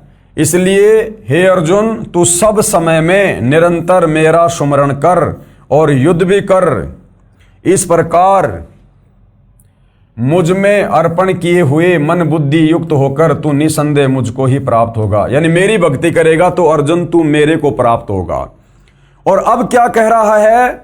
अब ये गीता ज्ञानदाता अपने से अन्य उस परम अक्षर ब्रह्म की शरण में जाने को कह रहा है, जिसकी शरण में जाने से ही परम शांति मिलेगी, मोक्ष होगा। गीता ज्ञानदाता से अन्य परमेश्वर। पेश है गीता अध्याय 8 के ही श्लोक नंबर 8, 9 तथा 10 की फोटोकॉपी, जिसमें गीता ज्ञानदाता ने अपने से अन्य परम दिव्य पुरुष यानी परमेश्वर यानी परम अक्षर ब्रह्म की भक्ति करने को कहा है। ये गीता अध्याय 8 के श्लोक 8 की फोटोकॉपी है। श्लोक आप जियों के सामने है, सामने आपको सीधा लिखा हुआ हिंदी अनुवाद पढ़ा देते हैं, देखिएगा। जहां गीता ज्ञानदाता अपने से अन्य उस परम अक्षर ब्रह्म की शरण में जाने को कह रहा है। हे पार्थ यानी हे अर्जुन, यह नियम है कि परमेश्वर के ध्यान के अभ्यास रूप योग से युक्त दूसरी ओर न जाने वाले चित्त से निरंतर चिंतन करता हुआ मनुष्य परम प्रकाश रूप दिव्य पुरुष को अर्थात परमेश्वर को ही प्राप्त होता है। यानी उस परम अक्षर ब्रह्म की भक्ति तत्वदर्शी संत से लेकर करने वाला अंत में उसी परम अक्षर ब्रह्म यानी परमेश्वर को प्राप्त होता है। यानी आपको यह दिखाया जा रहा है कि गीता ज्ञान देने वाला जिसको आप श्री कृष्ण मानते हैं वो फाइनल परमात्मा नहीं है, वो अपने से अन्य किसी और सर्वश्रेष्ठ परमेश्वर की शरण में जाने की सलाह दे रहा है। गीता अध्याय 8 के ही श्लोक 9 की फोटोकॉपी ये देखिएगा। यहां तो साफ साफ भाई और बहनों कबीर परमात्मा का नाम भी लिखा हुआ है, कवीम साफ साफ नाम लिखा हुआ है, क्योंकि चारों वेदों का सार है गीता जी, और वेदों में कबीर परमेश्वर का नाम है कबीर देव, जिनको कवि कहकर भी संबोधित किया गया है। तो गीता अध्याय 8 श्लोक 9 में साफ साफ उस कबीर परमेश्वर का नाम भी है। कवीम पुराणम अनुशासितारम अणो अणियांसम अनुशमेरेत ये सर्वस्य धातारम अचिंत्य रूपम आदित्य वर्णम तमस प्रस्तात। क्या लिखा है? जो पुरुष यानी जो परमात्मा सर्वज्ञ यानी सब कुछ जानने वाला। ये जो कवीम शब्द है, कोई ये ना सोचे कि ये तो किसी कवि के लिए लिखा हुआ है। ये गीता कोई मनोरंजन की पुस्तक नहीं है, कोई चुटकुले की पुस्तक नहीं है, ये कोई कवि सम्मेलन की पुस्तक नहीं है। और यहां पर जो कवि है इसका अर्थ कर दिया सर्वज्ञ। ये देखिएगा, ये लिखा हुआ है यहां पर कवीम, और यहां अर्थ कर दिया सर्वज्ञ, जबकि कवि का अर्थ सर्वज्ञ नहीं होता। कोई भी कवि सर्वज्ञ नहीं हो सकता। सर्वज्ञ यानी पूरी सृष्टि के विषय में जानने वाला। तो कवि का अर्थ यहां पर कबीर है, कबीर देव, क्योंकि कबीर परमात्मा ही वास्तव में कवि थे। वो श्लोकों के माध्यम से, चौपाइयों के माध्यम से, शब्दों के माध्यम से, बोल बोल कर, कविताओं के माध्यम से अपना ज्ञान प्रचार किया करते थे। जो पुरुष यानी परमात्मा सर्वज्ञ, यहां होना चाहिए था, जो पुरुष यानी परमात्मा कबीर देव अनादि सबके नियंता, सूक्ष्म से भी अति सूक्ष्म, सबके धारण पोषण करने वाले, अचिंत्य रूपम, सूर्य के समान सदृश्य यानी साकार दिखाई देने वाला, नित्य चेतन प्रकाश रूप यानी उनके एक रोमकूप में करोड़ चंद्रमा करोड़ सूरज मिला दो इससे भी ज्यादा रोशनी है, और अविद्या यानी अज्ञान से अति परे, शुद्ध यानी निर्विकार, सच्चिदानंद घन ब्रह्म यानी परमात्मा परमेश्वर का सुमरण करता है। तो साफ साफ यहां पर कबीर परमेश्वर जी की ओर खुलकर गीता जी में संकेत किया गया है, लेकिन हमारे नादान धर्म गुरु तत्व ज्ञान के अभाव में समझ नहीं पाए और ना समाज को शास्त्र अनुकूल साधना दे पाए। उसके बाद देखिए गीता अध्याय 8 के श्लोक नंबर 10 की फोटोकॉपी। ये श्लोक आप जियों के सामने है। प्रियाण काले मनसा अचलेन भक्त्या युक्त योग बलेन च एवं भ्रुवो मध्य प्राणम आवेश्य सम्यक सतम परम पुरुष उपेति दिव्यम। क्या अनुवाद किया है? वह भक्ति युक्त पुरुष अंत काल में भी योग बल से यानी भक्ति की शक्ति से भ्रुकुटी के मध्य में प्राणों को अच्छी प्रकार स्थापित करके फिर निश्चल मन से सुमरण करता हुआ उस दिव्य रूप परम पुरुष परमात्मा को ही प्राप्त होता है। अर्थात ये तत्व ज्ञान तत्वदर्शी संत से लेने के बाद भगत अंत काल में निश्चल होकर निश्चिंत होकर और जो मंत्र गुरुदेव ने दिया होता है उसका सुमरण करता हुआ जिसकी वो भक्ति करता है परम पुरुष परमेश्वर कबीर की, उसी के लोक को प्राप्त होता है। तो अपने से अन्य उस परमपिता परमेश्वर के विषय में गीता ज्ञानदाता यहां पर जानकारी दे रहा है। अर्थात गीता ज्ञानदाता समर्थ परमात्मा नहीं है, सर्वश्रेष्ठ परमात्मा नहीं है, ये अपने से अन्य उस परम अक्षर ब्रह्म की, उस कबीर देव की बार बार जानकारी दे रहा है। अब गुरुदेव क्या कह रहे हैं? विशेष गीता ज्ञान देने वाले ने गीता अध्याय 8 श्लोक 13 में अपनी भक्ति का मंत्र यानी नाम बताया है। क्या नाम बताया है? ये गीता अध्याय 8 श्लोक नंबर 13 आप जियों के सामने है। ओम इति एक अक्षरम ब्रह्म व्यवहारण माम अनुस्मरण, यानी मुझ ब्रह्म की सुमरण करके भक्ति करने का केवल एक ओम मंत्र है। ओम ये परियाति तजन देहम, जो इसका जाप करता करता शरीर छोड़ता है, स याति परमाम गतिम, वो मेरी यानी ब्रह्म की परम गति को प्राप्त होता है। ब्रह्म कहाँ रहता है? ब्रह्म लोक में। क्या लिखा है? अर्थात माम यानी मुझ ब्रह्म का सुमरण करने का यह एक अक्षर ओम है। क्या है? ओम। जो साधक यानी भगत शरीर त्याग कर जाता है यानी अंतिम श्वास तक इसका सुमरण करता है तो वह भगत ओम नाम के जाप से मिलने वाली परमाम गतिम यानी परम गति यानी ब्रह्म लोक को प्राप्त होता है। ये ब्रह्म कहाँ रहता है? ब्रह्म लोक में। और जो ओम नाम का जाप करता है वो अंत में शरीर छोड़ने के बाद इस ब्रह्म के ब्रह्म लोक में यानी काल के ब्रह्म लोक में चला जाता है और ब्रह्म लोक से फिर वापस आता है नीचे गधा कुत्ता सुअर बनने के लिए, नरक में जाने के लिए, लक 84 में जाने के लिए, क्योंकि गीता ज्ञानदाता की भक्ति से मुक्ति नहीं है। ओम नाम के जाप से साधक ब्रह्म लोक में जाता है ये प्रमाण श्रीमद् देवी भागवत के 7वें स्कंद के 36वें अध्याय में है, जो कल के वीडियो में हमने देखा कि श्री देवी दुर्गा देवी पुराण में राजा हिमालय को ज्ञान देते समय बता रही है कि तू ओम नाम का जाप कर, और वो जो ब्रह्म है वो कहाँ रहता है? ब्रह्मलोक में। इस अध्याय की फोटोकॉपी इसी पुस्तक के पेज नंबर 45 पर लगी है, जो हम कल के वीडियो में देख चुके हैं। गीता अध्याय 8 के श्लोक 16 में कहा है, अब गीता ज्ञानदाता ये ब्रह्म गीता अध्याय 8 श्लोक 16 में क्या कह रहा है? मैं कहाँ रहता हूं कि ब्रह्मलोक में गए साधक का जन्म मरण का चक्कर सदा बना रहता है।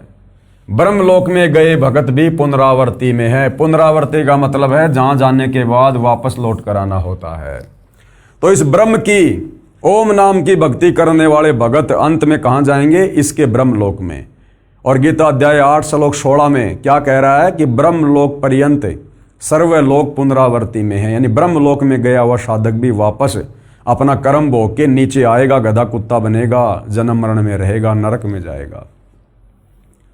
ये देखिएगा श्लोक आप जियों के सामने है, क्योंकि मामला जनता की अदालत में है और दोनों पक्ष के वकील बिल्कुल कमर कस के खड़े हैं, और वही कोर्ट में तो बातें होती हैं सबूतों के आधार पर, प्रमाणों के आधार पर। तो सतगुरु रामपाल जी ने तो सबके दांत खट्टे कर दिए श्री कृष्ण जी के वकीलों के, गीता जी में प्रमाण पे प्रमाण दिखाकर। तो ये देखिए पेश है गीता अध्याय 8 श्लोक 16 की फोटोकॉपी। ये श्लोक आप जियों के सामने है, देख सकते हैं।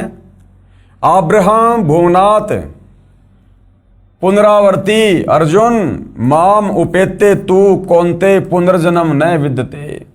देखिए क्या लिखा है, हे अर्जुन ब्रह्मलोक पर्यंत सब लोक पुनरावर्ती में है, यानी ब्रह्मलोक में गया हुआ साधक भी वापस जन्म और मरण में है। पुनरावर्ती का मतलब आवागमन। आगे इन्होंने गलत अनुवाद कर दिया तत्व ज्ञान के अभाव में, क्योंकि ये श्री कृष्ण जी से ऊपर किसी को परमात्मा नहीं मानते थे हमारे हिंदू धर्म गुरु, इसलिए फिर इन्होंने यहां पर गलत अनुवाद कर दिया। और क्या कह रहे हैं? परंतु हे कुंती पुत्र मुझको प्राप्त होकर पुनर्जन्म नहीं होता।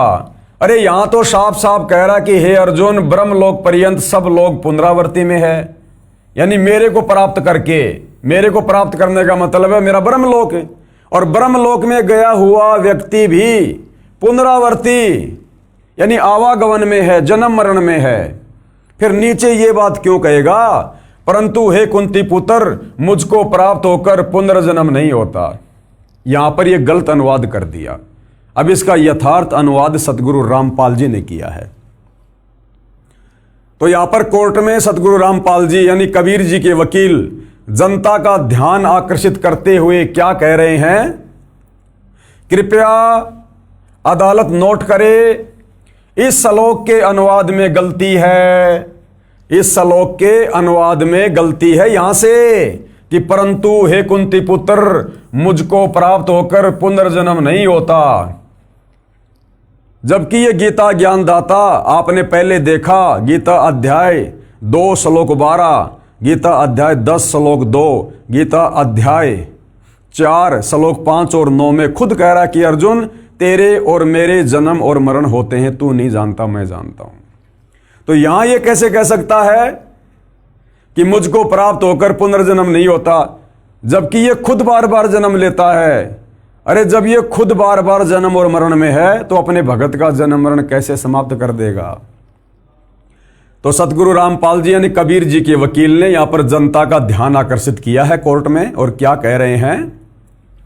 कृपया अदालत नोट करे, इस श्लोक के अनुवाद में गलती है। लिखा है कि मुझ गीता ज्ञान देने वाले को प्राप्त होकर पुनर्जन्म नहीं होता, यानी दोबारा जन्म नहीं होता।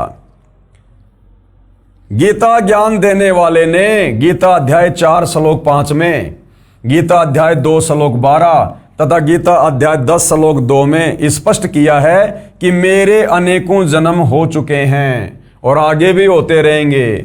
जब उसके स्वयं जन्म और मृत्यु होते हैं, फिर यहां कैसे कह सकता है कि मेरे को प्राप्त होकर, यानी मेरी भक्ति करने वाले के पुनर्जन्म नहीं होंगे, यानी पुनर्जन्म को प्राप्त नहीं होता। इसका यथार्थ अनुवाद इस प्रकार है। अब इस श्लोक का वास्तव में जो अर्थ है वो सतगुरु रामपाल जी ने किया है। हे अर्जुन, ब्रह्मलोक में गए साधक भी पुनरावृत्ति में हैं, यानी नीचे से लेकर ब्रह्मलोक तक सब लोकों के प्राणी पुनरावृत्ति में यानी आवागमन में, जन्म और मरण में है, अर्थात सदा जन्म मरण के चक्कर में रहते हैं। जो ये नहीं जानते कि ब्रह्मलोक पर्यंत सभी भगत पुनरावृत्ति में हैं, जन्म और मरण में हैं, जो ये नहीं जानते वे मेरी भक्ति करके मुझे प्राप्त होकर ब्रह्मलोक में जाकर भी जन्मते मरते रहते हैं, यानी उस साधक का पुनर्जन्म होता है।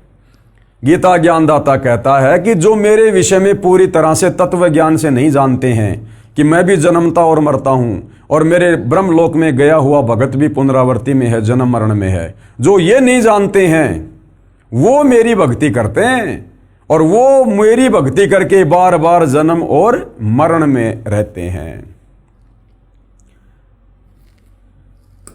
गीता ज्ञान देने वाले ने अपने से अन्य परम अक्षर ब्रह्म यानी परमेश्वर की भक्ति करने का मंत्र गीता अध्याय 17 श्लोक 23 में बताया है। यानी गीता ज्ञान देने वाले ने खुद की भक्ति का मंत्र तो अध्याय 8 श्लोक नंबर 13 में बता दिया, ओम, और अपने से अन्य वो जिस परम अक्षर ब्रह्म की बात कर रहा है बार बार, उसकी भक्ति का मंत्र बताया है अध्याय 17 श्लोक 23 में। अगर गीता ज्ञान दाता से अन्य कोई भगवान है ही नहीं तो फिर अध्याय 17 श्लोक 23 में उसका मंत्र क्यों लिख रहा है? फिर ये किसका मंत्र है भाई? तो भाई और बहनों कहते हैं, चोर चुरावे तूमड़ी गाडे पानी माँ, वो गाडे व ऊपर आवे सच्चाई छानी ना। तो सच्चाई तो भाई समय आने पर परमेश्वर के विधान अनुसार सामने आती है। तो गीता ज्ञान देने वाले ने अपने से अन्य परम अक्षर ब्रह्म यानी परमेश्वर की भक्ति करने का मंत्र गीता अध्याय 17 श्लोक 23 में बताया है, जो सांकेतिक है। क्या है? ओम तत् सत। तो ओम तो सीधा इस काल का, इस ब्रह्म का है। तत् और सत ये सांकेतिक है, कोड वर्ड में है, तत्वदर्शी संत बताएगा। कहा है कि सच्चिदानंद घन ब्रह्म यानी पूर्ण ब्रह्म परमेश्वर परम अक्षर ब्रह्म की भक्ति का ओम तत् सत यह 3 नाम का सुमरण बताया है, जिसकी सुमरण की विधि भी 3 प्रकार से है। ये तीनों नाम सांकेतिक हैं। ये ओम ये तो सीधा सीधा इस काल ब्रह्म का है, ये भी सांकेतिक है जो इस प्रकार से घुमा के लिखा हुआ है। इसका स्पष्ट नाम ओम इस प्रकार से है, गीता में तो ये लिखा है यानी सांकेतिक है, वास्तव में ये है ओम। इसी प्रकार ये जो तत् है तथा सत भी सांकेतिक है। इनके स्पष्ट नाम अन्य हैं जो केवल सतगुरु रामपाल जी के पास हैं और किसी के पास नहीं है संसार में, जो दास के पास यानी सतगुरु रामपाल जी के पास हैं। वर्तमान में दास यानी सतगुरु रामपाल जी के अतिरिक्त विश्व में किसी गुरु ऋषि संत देवता आदि को इन यथार्थ मंत्रों का ज्ञान नहीं है। खुद गीता ज्ञान दाता को नहीं है। मेरे कुछ भक्तों को दास ने तीनों नाम स्पष्ट कर रखे हैं, वे उनका जाप करते हैं। यानी सतगुरु रामपाल जी ने अपने कुछ भक्तों को ये गीता अध्याय 17 श्लोक 23 वाला जो मंत्र है वो खोल के बताया हुआ है, तो उनके भगत इसका जाप जो है वो करते हैं। अब ये है पेश है गीता अध्याय 17 श्लोक 23 की फोटोकॉपी, जो यहां पर लिखा हुआ है उस परम अक्षर ब्रह्म का मंत्र ओम तत् सत। ये है वो 3 मंत्र ओम तत् सत। इति निर्देश ब्रह्मणे त्रिविध समर्थ ब्राह्मणा तेन वेदा च यज्ञा च विहिता पुरा। क्या अनुवाद किया है आपकी आंखों के सामने है। ओम तत् सत, ये देखिए ओम तत् सत। ऐसे यह 3 प्रकार का सच्चिदानंद घन ब्रह्म का, सच्चिदानंद घन ब्रह्म यानी सत्य चित्त आनंद परमात्मा, सर्वश्रेष्ठ परमात्मा यानी ब्रह्म का, भगवान का नाम कहा है। गीता ज्ञानदाता अपने से अन्य उस सच्चिदानंद घन परमात्मा की भक्ति का मंत्र बता रहा है, जो कि कोड वर्ड में है, संकेत में है, उसको भी पूरा नहीं पता। तत्वदर्शी संत ही खोलकर बता सकता है।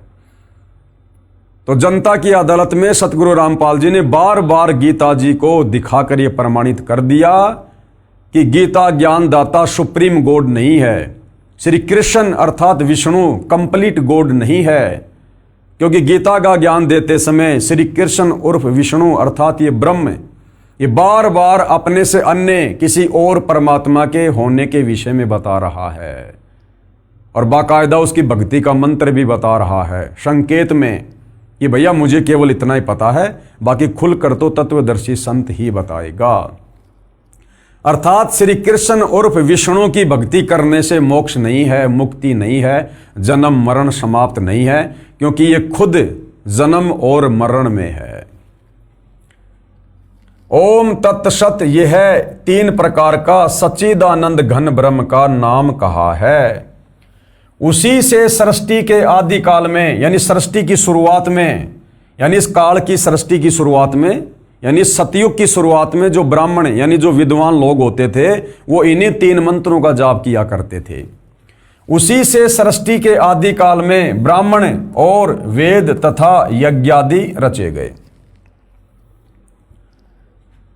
गीता ज्ञान दाता ने यानी हिंदुओं के अनुसार श्री कृष्ण उर्फ विष्णु ने गीता अध्याय 4 श्लोक 34 में कहा है कि मैं उस तत्व ब्रह्म यानी परम अक्षर ब्रह्म यानी परमेश्वर के विषय में संपूर्ण ज्ञान नहीं जानता।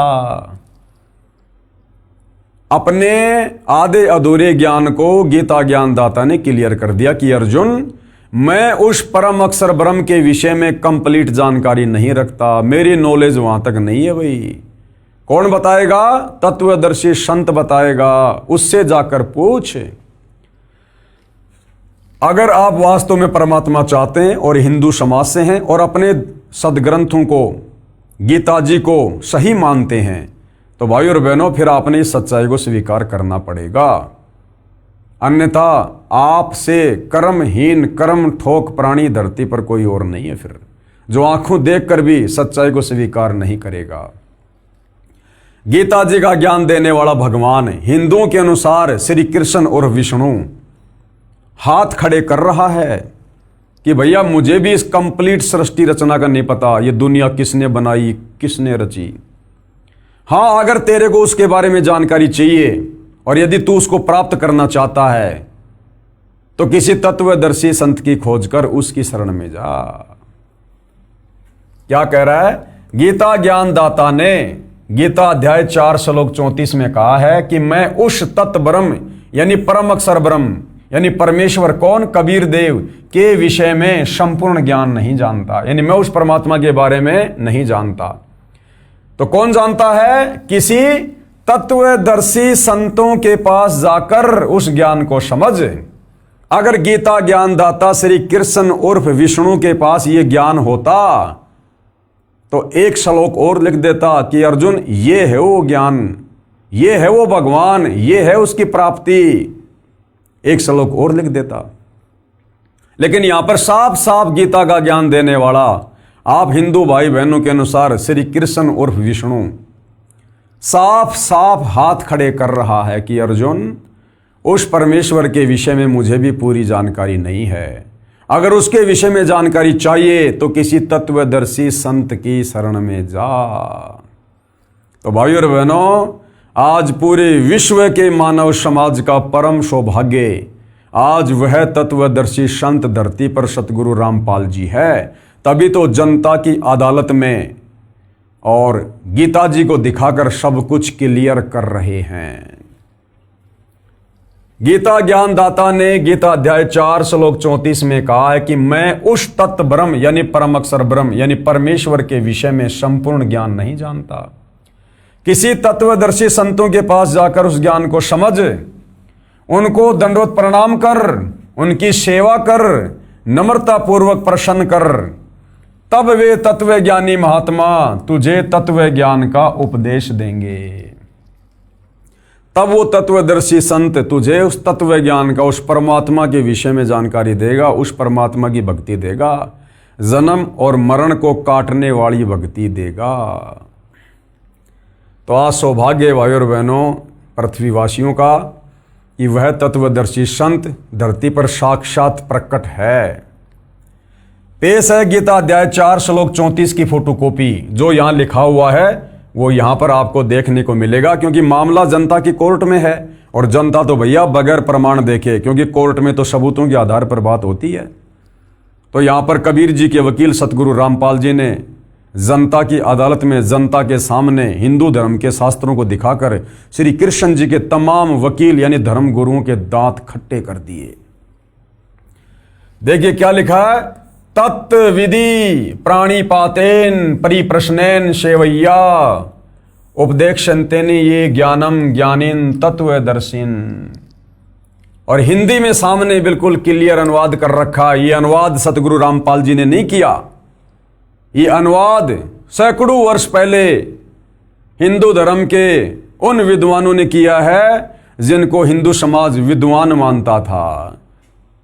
क्या कह रहे हैं गीता ज्ञानदाता, उस ज्ञान को, कौन से ज्ञान को, परमात्मा के विषय में, उस ज्ञान को तू तत्वदर्शी ज्ञानियों के पास जाकर समझ।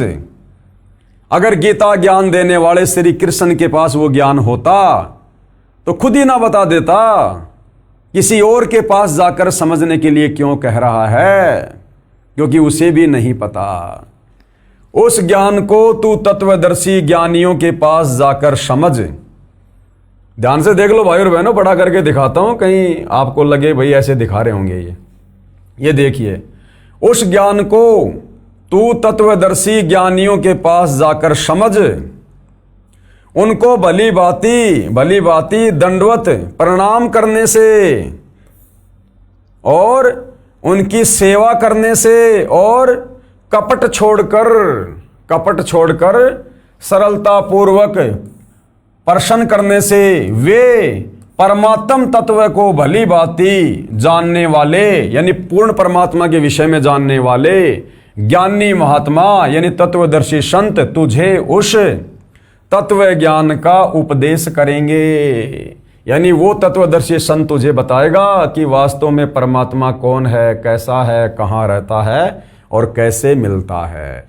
तो भाई और बहनों, ये गीता अध्याय 4 श्लोक 34 बिल्कुल क्लियर कर रहा है कि कंप्लीट गॉड के विषय में, कबीर देव के विषय में गीता ज्ञान देता आप लोगों के अनुसार श्री कृष्ण, हमारे अनुसार ब्रह्म, इसको भी कंप्लीट सृष्टि का ज्ञान नहीं है और किसी तत्वदर्शी संत की शरण में जाने का ऑप्शन अर्जुन को दे दिया।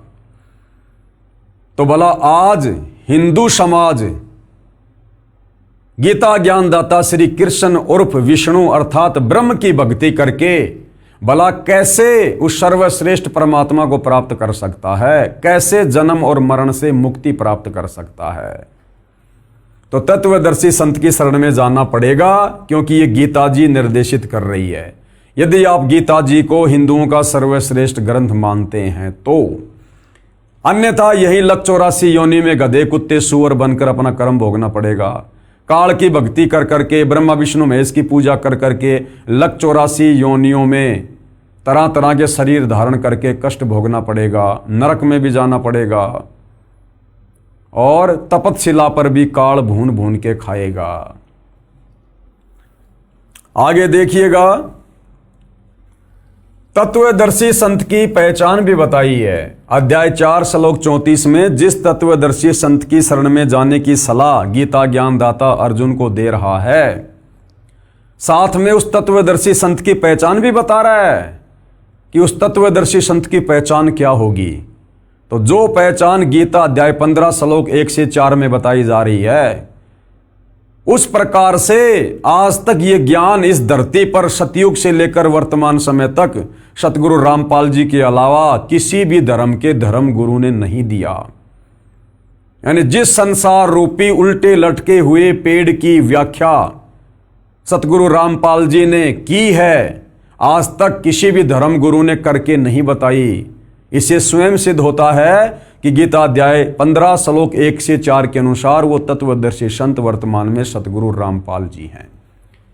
तो तत्वदर्शी संत की पहचान, तत्वदर्शी संत की क्या पहचान बताई गई है गीता जी में? गीता अध्याय 15 के श्लोक 1 से 4 में स्पष्ट किया है कि ये संसार रूपी पीपल का वृक्ष मानो, उसकी जड़ ऊपर को पूर्ण ब्रह्म यानी परम अक्षर ब्रह्म है। नीचे को तीनों गुण रूप शाखाएं हैं। जो संत इस संसार रूपी वृक्ष के सभी अंगों की जानकारी रखता है, यानी सभी भगवानों की अलग अलग जानकारी दे दे कि ब्रह्मा विष्णु महेश कौन है, ये ब्रह्म कौन है, अक्षर पुरुष क्या है और परम अक्षर ब्रह्म क्या है, वह वेद के तात्पर्य को जानने वाला है, यानी वह तत्वदर्शी संत है। ये देखिएगा गीता अध्याय 15 श्लोक 1, क्योंकि जनता की अदालत में मामला है, प्रमाण तो देने पड़ेंगे।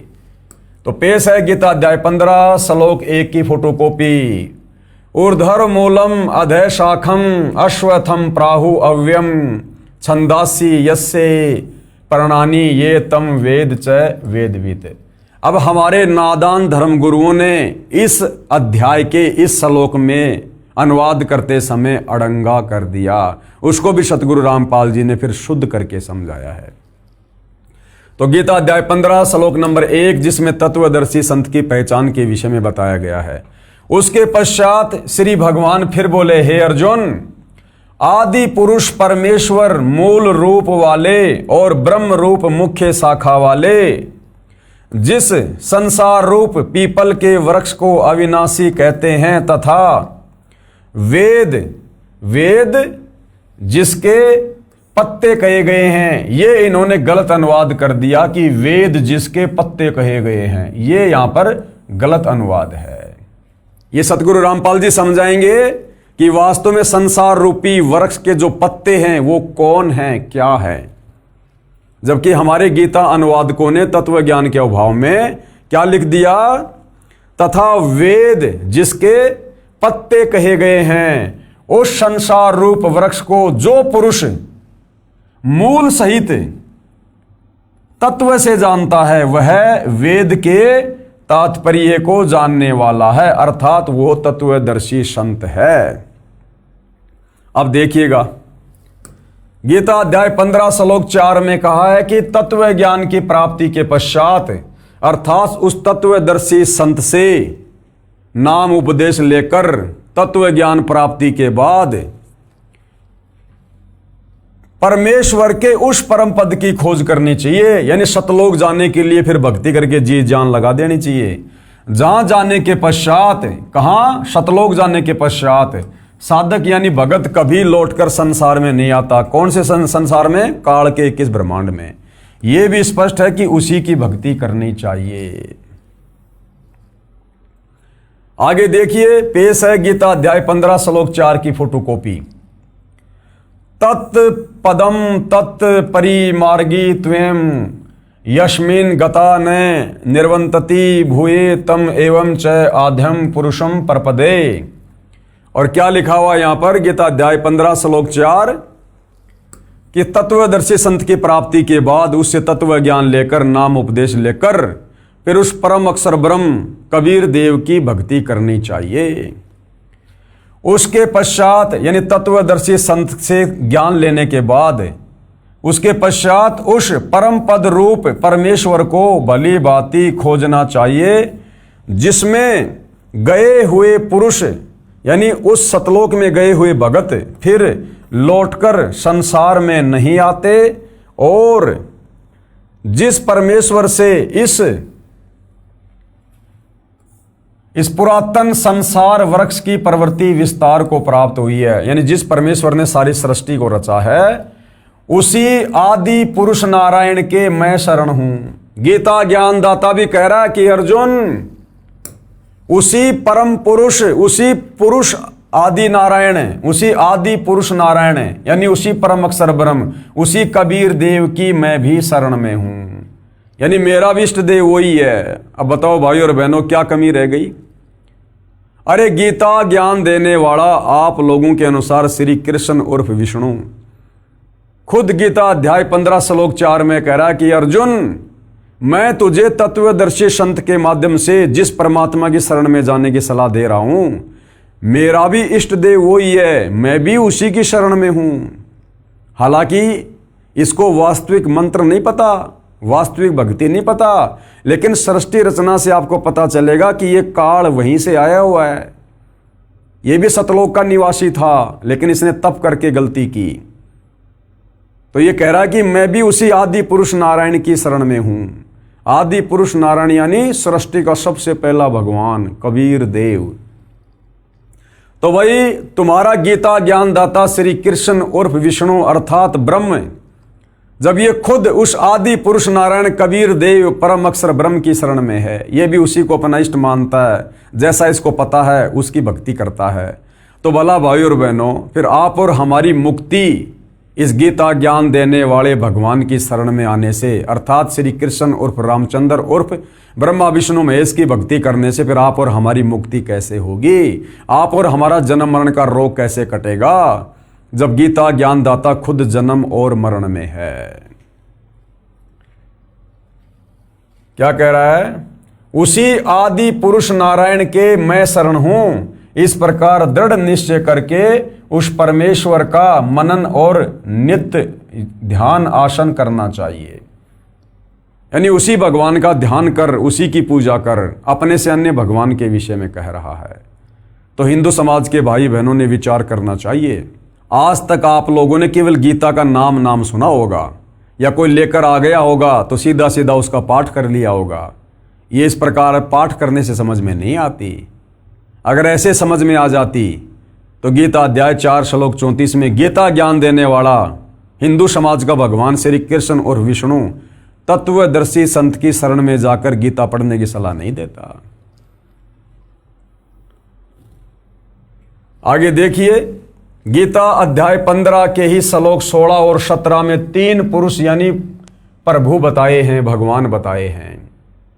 क्षर पुरुष गीता ज्ञान देने वाला है, जो केवल 21 ब्रह्मांड का प्रभु है, यानी ब्रह्मा विष्णु महेश का पिता है ये, जो गीता ज्ञान दे रहा है। दूसरा है अक्षर पुरुष, जो 7 संग ब्रह्मांडों का स्वामी है, प्रभु है, भगवान है।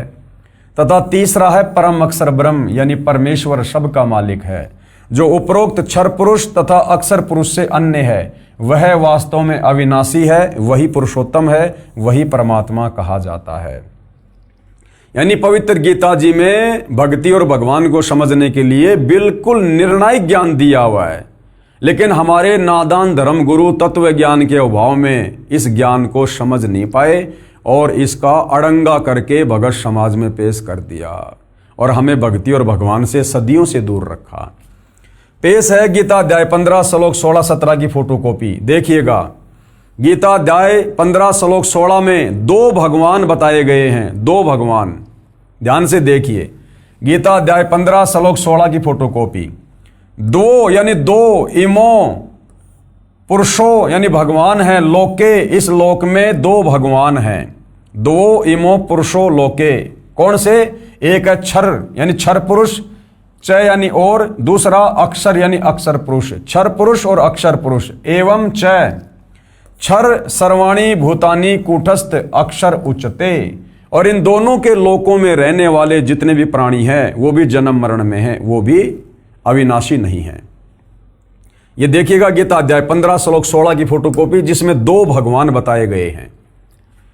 इस संसार में नाशवान और अविनाशी भी ये 2 प्रकार के पुरुष हैं, यानी भगवान हैं। अब नाशवान तो खुद है, ये काल है, गीता ज्ञानदाता ब्रह्म है, क्षर पुरुष, और अविनाशी कह रहा है ये अक्षर पुरुष को, क्योंकि अक्षर पुरुष की उम्र इस क्षर पुरुष से, काल से काफी लंबी है, परंतु मृत्यु उसकी भी होती है। गुरुदेव ने बताया जिस प्रकार एक चीनी मिट्टी का कोई बर्तन होता है, वो अगर हाथ से छूट गया तो वो तुरंत टूट जाएगा, और दूसरा कोई एक लोहे का बर्तन है, कोई स्टील का बर्तन है, वो हाथ से छूट जाएगा तो नहीं टूटेगा, लेकिन लोहे को भी जंग लगेगी, समय चाहे ज़्यादा लगता है। यानी लोहा जो होता है वो भी नाशवान है, उसको भी जंग लगती है और नष्ट होता है। इसलिए अक्षर पुरुष को उसकी ज़्यादा लंबी उम्र होने के चलते यहाँ पर अविनाशी यानी अक्षर कहा है, जबकि दोनों ही अविनाशी हैं। इस संसार में नाशवान और अविनाशी भी ये 2 प्रकार के पुरुष यानी भगवान हैं। और संपूर्ण भूत प्राणियों के शरीर यानी इन लोकों में रहने वाले जितने भी प्राणी हैं उनके शरीर भी नाशवान हैं, और जीवात्मा अविनाशी का है। जीवात्मा तो किसी की भी नहीं मरती, ठीक है। तो गीता अध्याय 15 श्लोक 16 में ये 2 भगवान आप जियों के सामने हैं। कौन है? एक तो ये काल है यानी क्षर पुरुष, ब्रह्मा विष्णु महेश का पिता। दूसरा ये अक्षर पुरुष है जो सात संग ब्रह्मांड का स्वामी है। तो ये दो भगवान हो गए गीता अध्याय 15 श्लोक नंबर 16 में। अब जस्ट आगे गीता अध्याय 15 श्लोक 17 में गीता ज्ञानदाता क्या कह रहा है कि वास्तव में जो पुरुषोत्तम है, उत्तम पुरुष, सर्वश्रेष्ठ परमात्मा, वो तो इन दोनों से अलग ही है। देखिएगा भाई और बहनों, अब देखिए गीता अध्याय 15 श्लोक 17 की फोटोकॉपी। उत्तम पुरुष तु अन्य और परमात्मा इति उदाहरते। उत्तम पुरुष तु अन्य यानी सर्वश्रेष्ठ परमात्मा तो उन दोनों से अन्य ही है। ये लोक तर्रम अवश्य विवर्ती अव ईश्वरे, जो तीनों लोकों में प्रवेश करके सबका धारण पोषण करता है। वो कौन है? परम अक्षर ब्रह्म कबीर देव। देखिएगा क्या लिखा है, उत्तम पुरुष तो अन्य ही है। उत्तम यानी सर्वश्रेष्ठ और पुरुष यानी परमात्मा भगवान। तो कह रहा है गीता अध्याय 15 श्लोक 16 में जो दो भगवान हैं, क्षर और अक्षर, उन दोनों से अन्य है। उत्तम पुरुष तो अन्य ही है जो तीनों लोकों में प्रवेश करके यानी काल के किस ब्रह्मांडों में? अक्षर पुरुष के सात्संग ब्रह्मांडों में और ऊपर के सतलोक आदि लोकों में प्रवेश करके सबका धारण पोषण करता है, सारी सृष्टि को चला रहा है।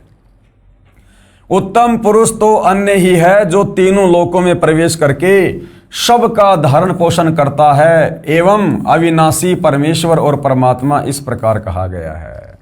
उसी को वास्तव में अविनाशी परमात्मा कहा गया है। वो कभी नहीं मरता, उसको कोई नहीं मार सकता, क्योंकि गीता अध्याय 2 श्लोक 17 में खुद ये काल गीता का ज्ञान देने वाला कह रहा है कि अर्जुन अविनाशी तो उसको जान जिसको मारने में कोई समर्थ नहीं। यानी अर्जुन मैं भी अविनाशी नहीं हूं। खुद के विषय में तो गीता अध्याय 2 श्लोक 12, अध्याय 10 श्लोक 2, अध्याय 4 श्लोक 5 और 9 में कह दिया कि मेरे और तेरे बहुत जन्म हो चुके हैं, आगे भी होंगे, तू नहीं जानता मैं जानता हूं। फिर गीता अध्याय 2 श्लोक 17 में अपने से अन्य भगवान के विषय में कह रहा कि अर्जुन अविनाशी तो उसको जान जिसको मारने में कोई भी सक्षम नहीं, अर्थात कबीर परमात्मा। गीता अध्याय 15 श्लोक 16-17 का श्लोक 1 से 4 से संबंध है।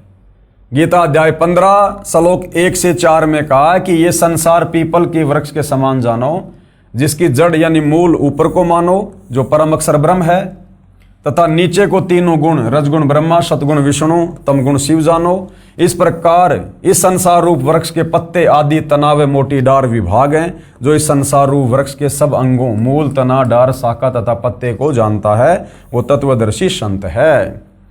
परमेश्वर कबीर जी ने काशी बनारस शहर भारत देश में प्रकट कब? सन 1398 से 1518 में, लगभग 550 वर्ष पहले, यानी सन 1398 और 1518 के दौरान, यानी 120 साल तक तत्वदर्शी संत रूप में यह भेद बताया था और कहा था। यानी वो परम अक्षर ब्रह्म उत्तम पुरुषत्व अन्य, जिसके विषय में गीता ज्ञान दाता बार बार कह रहा है कि मेरे से अन्य उस परमात्मा की शरण में जा। वो कबीर देव है, परम अक्षर ब्रह्म है। वो कबीर परमात्मा चारों युगों में यहाँ आते हैं हमें ये तत्व ज्ञान समझाने के लिए। और लेटेस्ट में 650 साल पहले बनारस के काशी में आए, जिनको हम कबीर दास के नाम से जानते हैं। 120 साल तक उन्होंने अपना ये तत्व ज्ञान दिया सिंपल भाषा में। और क्या कहा करते थे? कबीर अक्षर पुरुष एक पेड़ है और निरंजन वाकी डार और तीनों देवा शाखा हैं, पात रूप संसार। सिंपल भाषा में उन्होंने यही ज्ञान दिया जिस ज्ञान का समर्थन आज हमारे धर्म ग्रंथ कर रहे हैं। क्या कहा? कबीर अक्षर पुरुष एक पेड़ है और क्षर पुरुष वाकी डार। क्षर पुरुष कौन है? ये काल है, ब्रह्मा विष्णु महेश का पिता। और तीनों देवा ब्रह्मा विष्णु महेश ये उस पेड़ की शाखा हैं और पात रूप संसार। जहां पहले अनुवाद किया था गीता अध्याय 15 श्लोक 1 का हमारे विद्वान अनुवादकों ने, हिंदू धर्म गुरुओं ने, जिन्होंने कहा था कि वेद उस पेड़ के पत्ते हैं। वेद नहीं, आप और हम जितने भी प्राणी हैं ये हैं वो पत्ते, पात रूप संसार। अर्थात इस संसार रूप वृक्ष का जो तना है वो तो अक्षर पुरुष जानो, जिसके साथ संग ब्रह्मांड है। डार मानो क्षर पुरुष, यानी ये काल जिसके 21 ब्रह्मांड हैं। और तीनों देवता रजगुण ब्रह्मा, सतगुण विष्णु तथा तमगुण शिव कौन है? ये शाखा मानो। और छोटी टहनियों तथा इन पत्तों को देवता समेत अन्य जीव जंतु जानो। मूल रूप परमेश्वर कबीर जी हैं। भक्ति रूपी पेड़, संसार रूपी पेड़ की जो जड़ है, जो जमीन के अंदर है, जो दिखाई नहीं दे रही, वो कौन है? वो परम अक्षर ब्रह्म है, कबीर परमात्मा है।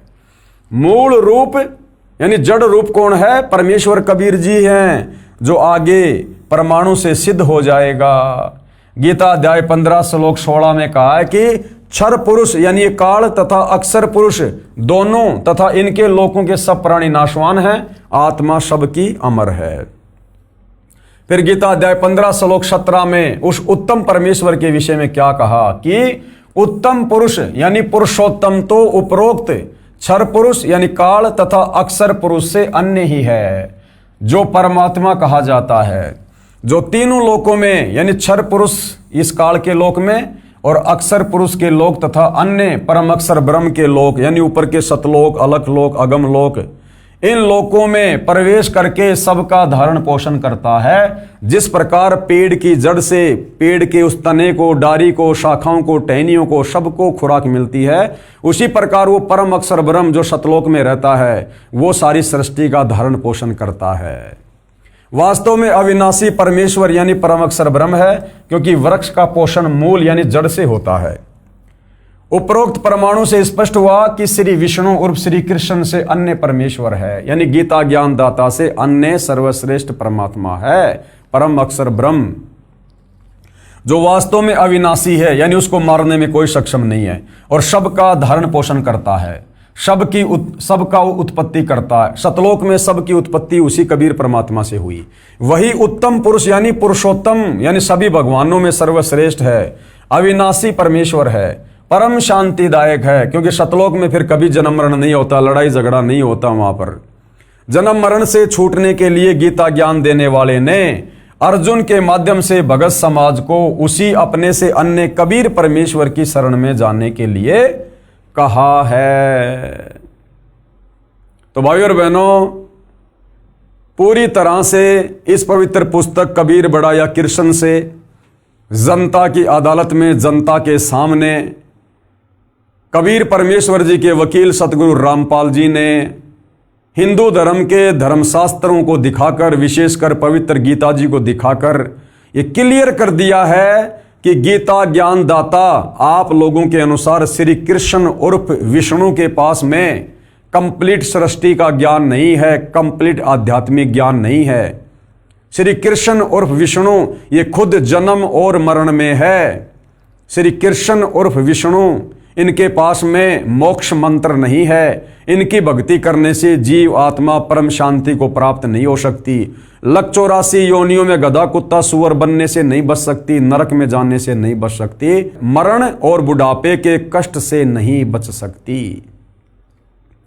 और गीता ज्ञान दाता से अन्य जो सर्वश्रेष्ठ परमात्मा है वो परम अक्षर ब्रह्म है, कबीर देव है, जो तीनों लोकों में प्रवेश करके सबका धारण पोषण करता है। और उस परम अक्षर ब्रह्म की भक्ति चाहिए तो आपने गीता अध्याय 4 श्लोक 34 के अनुसार किसी तत्वदर्शी संत की खोज करनी होगी। वो तत्वदर्शी संत आपको बताएगा कि आपका जन्म मरण से छुटकारा कैसे होगा। और वो तत्वदर्शी संत वर्तमान में धरती पर सतगुरु रामपाल जी हैं।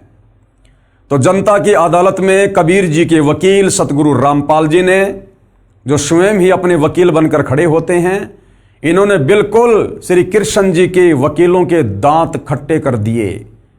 और शिक्षित जनता धीरे धीरे सब कुछ समझ रही है, बुद्धि विवेक का इस्तेमाल कर रही है, और अब अपनी आत्मा के कल्याण के लिए उमड़ उमड़ कर कबीर जी के वकील सतगुरु रामपाल जी की शरण में आकर अपनी आत्मा का कल्याण करवा रही है। तो भाइयों और बहनों, जनता की अदालत में कबीर जी के वकील सतगुरु रामपाल जी की तरफ से हिंदू धर्मशास्त्रों को दिखाकर इसी प्रकार से मुकदमा जारी रहेगा जब तक कबीर जी के वकील सतगुरु रामपाल जी हिंदू धर्मशास्त्रों से प्रमाणित नहीं कर देते हैं कि वास्तव में एक परमेश्वर कौन है, किसकी भक्ति करनी चाहिए, मुक्ति कैसे होगी। और हिंदू धर्म के जो ये भगवान हैं जिनको अज्ञानता में हिंदू भाई बहन सर्वश्रेष्ठ परमात्मा मानते हैं, श्री ब्रह्मा, श्री विष्णु, श्री महेश को, ये नाशवान हैं, इनका जन्म और मरण होता है, ये भी काल के जाल में हैं और इनकी भक्ति से मुक्ति नहीं है। तो मुकदमा लगातार इसी प्रकार जारी रहेगा। कल की डेट में हम फिर से जनता की अदालत में पेश होंगे। आगे की कार्रवाई कल शुरू होगी और आगे की कार्रवाई का टॉपिक है परम अक्षर ब्रह्म की भक्ति से पूर्ण मोक्ष होता है। परम अक्षर ब्रह्म कौन? कबीर परमात्मा, कबीर परमेश्वर, जो तीनों लोकों में प्रवेश करके सबका धरण पोषण करते हैं, जिसकी शरण में जाने के लिए गीता अध्याय 18 श्लोक 66 में गीता ज्ञान दाता अर्जुन को कह रहा है कि सर्व धर्मान प्रत्यज्य माम एकम शरणम व्रज अहम तवा सर्व पापेभ्यो मोक्षयामि मा शुच। तो उस परम अक्षर ब्रह्म यानी कबीर देव की भक्ति करने से ही आत्मा का पूर्ण मोक्ष होगा और दूसरा कोई विकल्प इस क्षर पुरुष के 21 ब्रह्मांड में और अक्षर पुरुष के 7 संग ब्रह्मांड में नहीं है।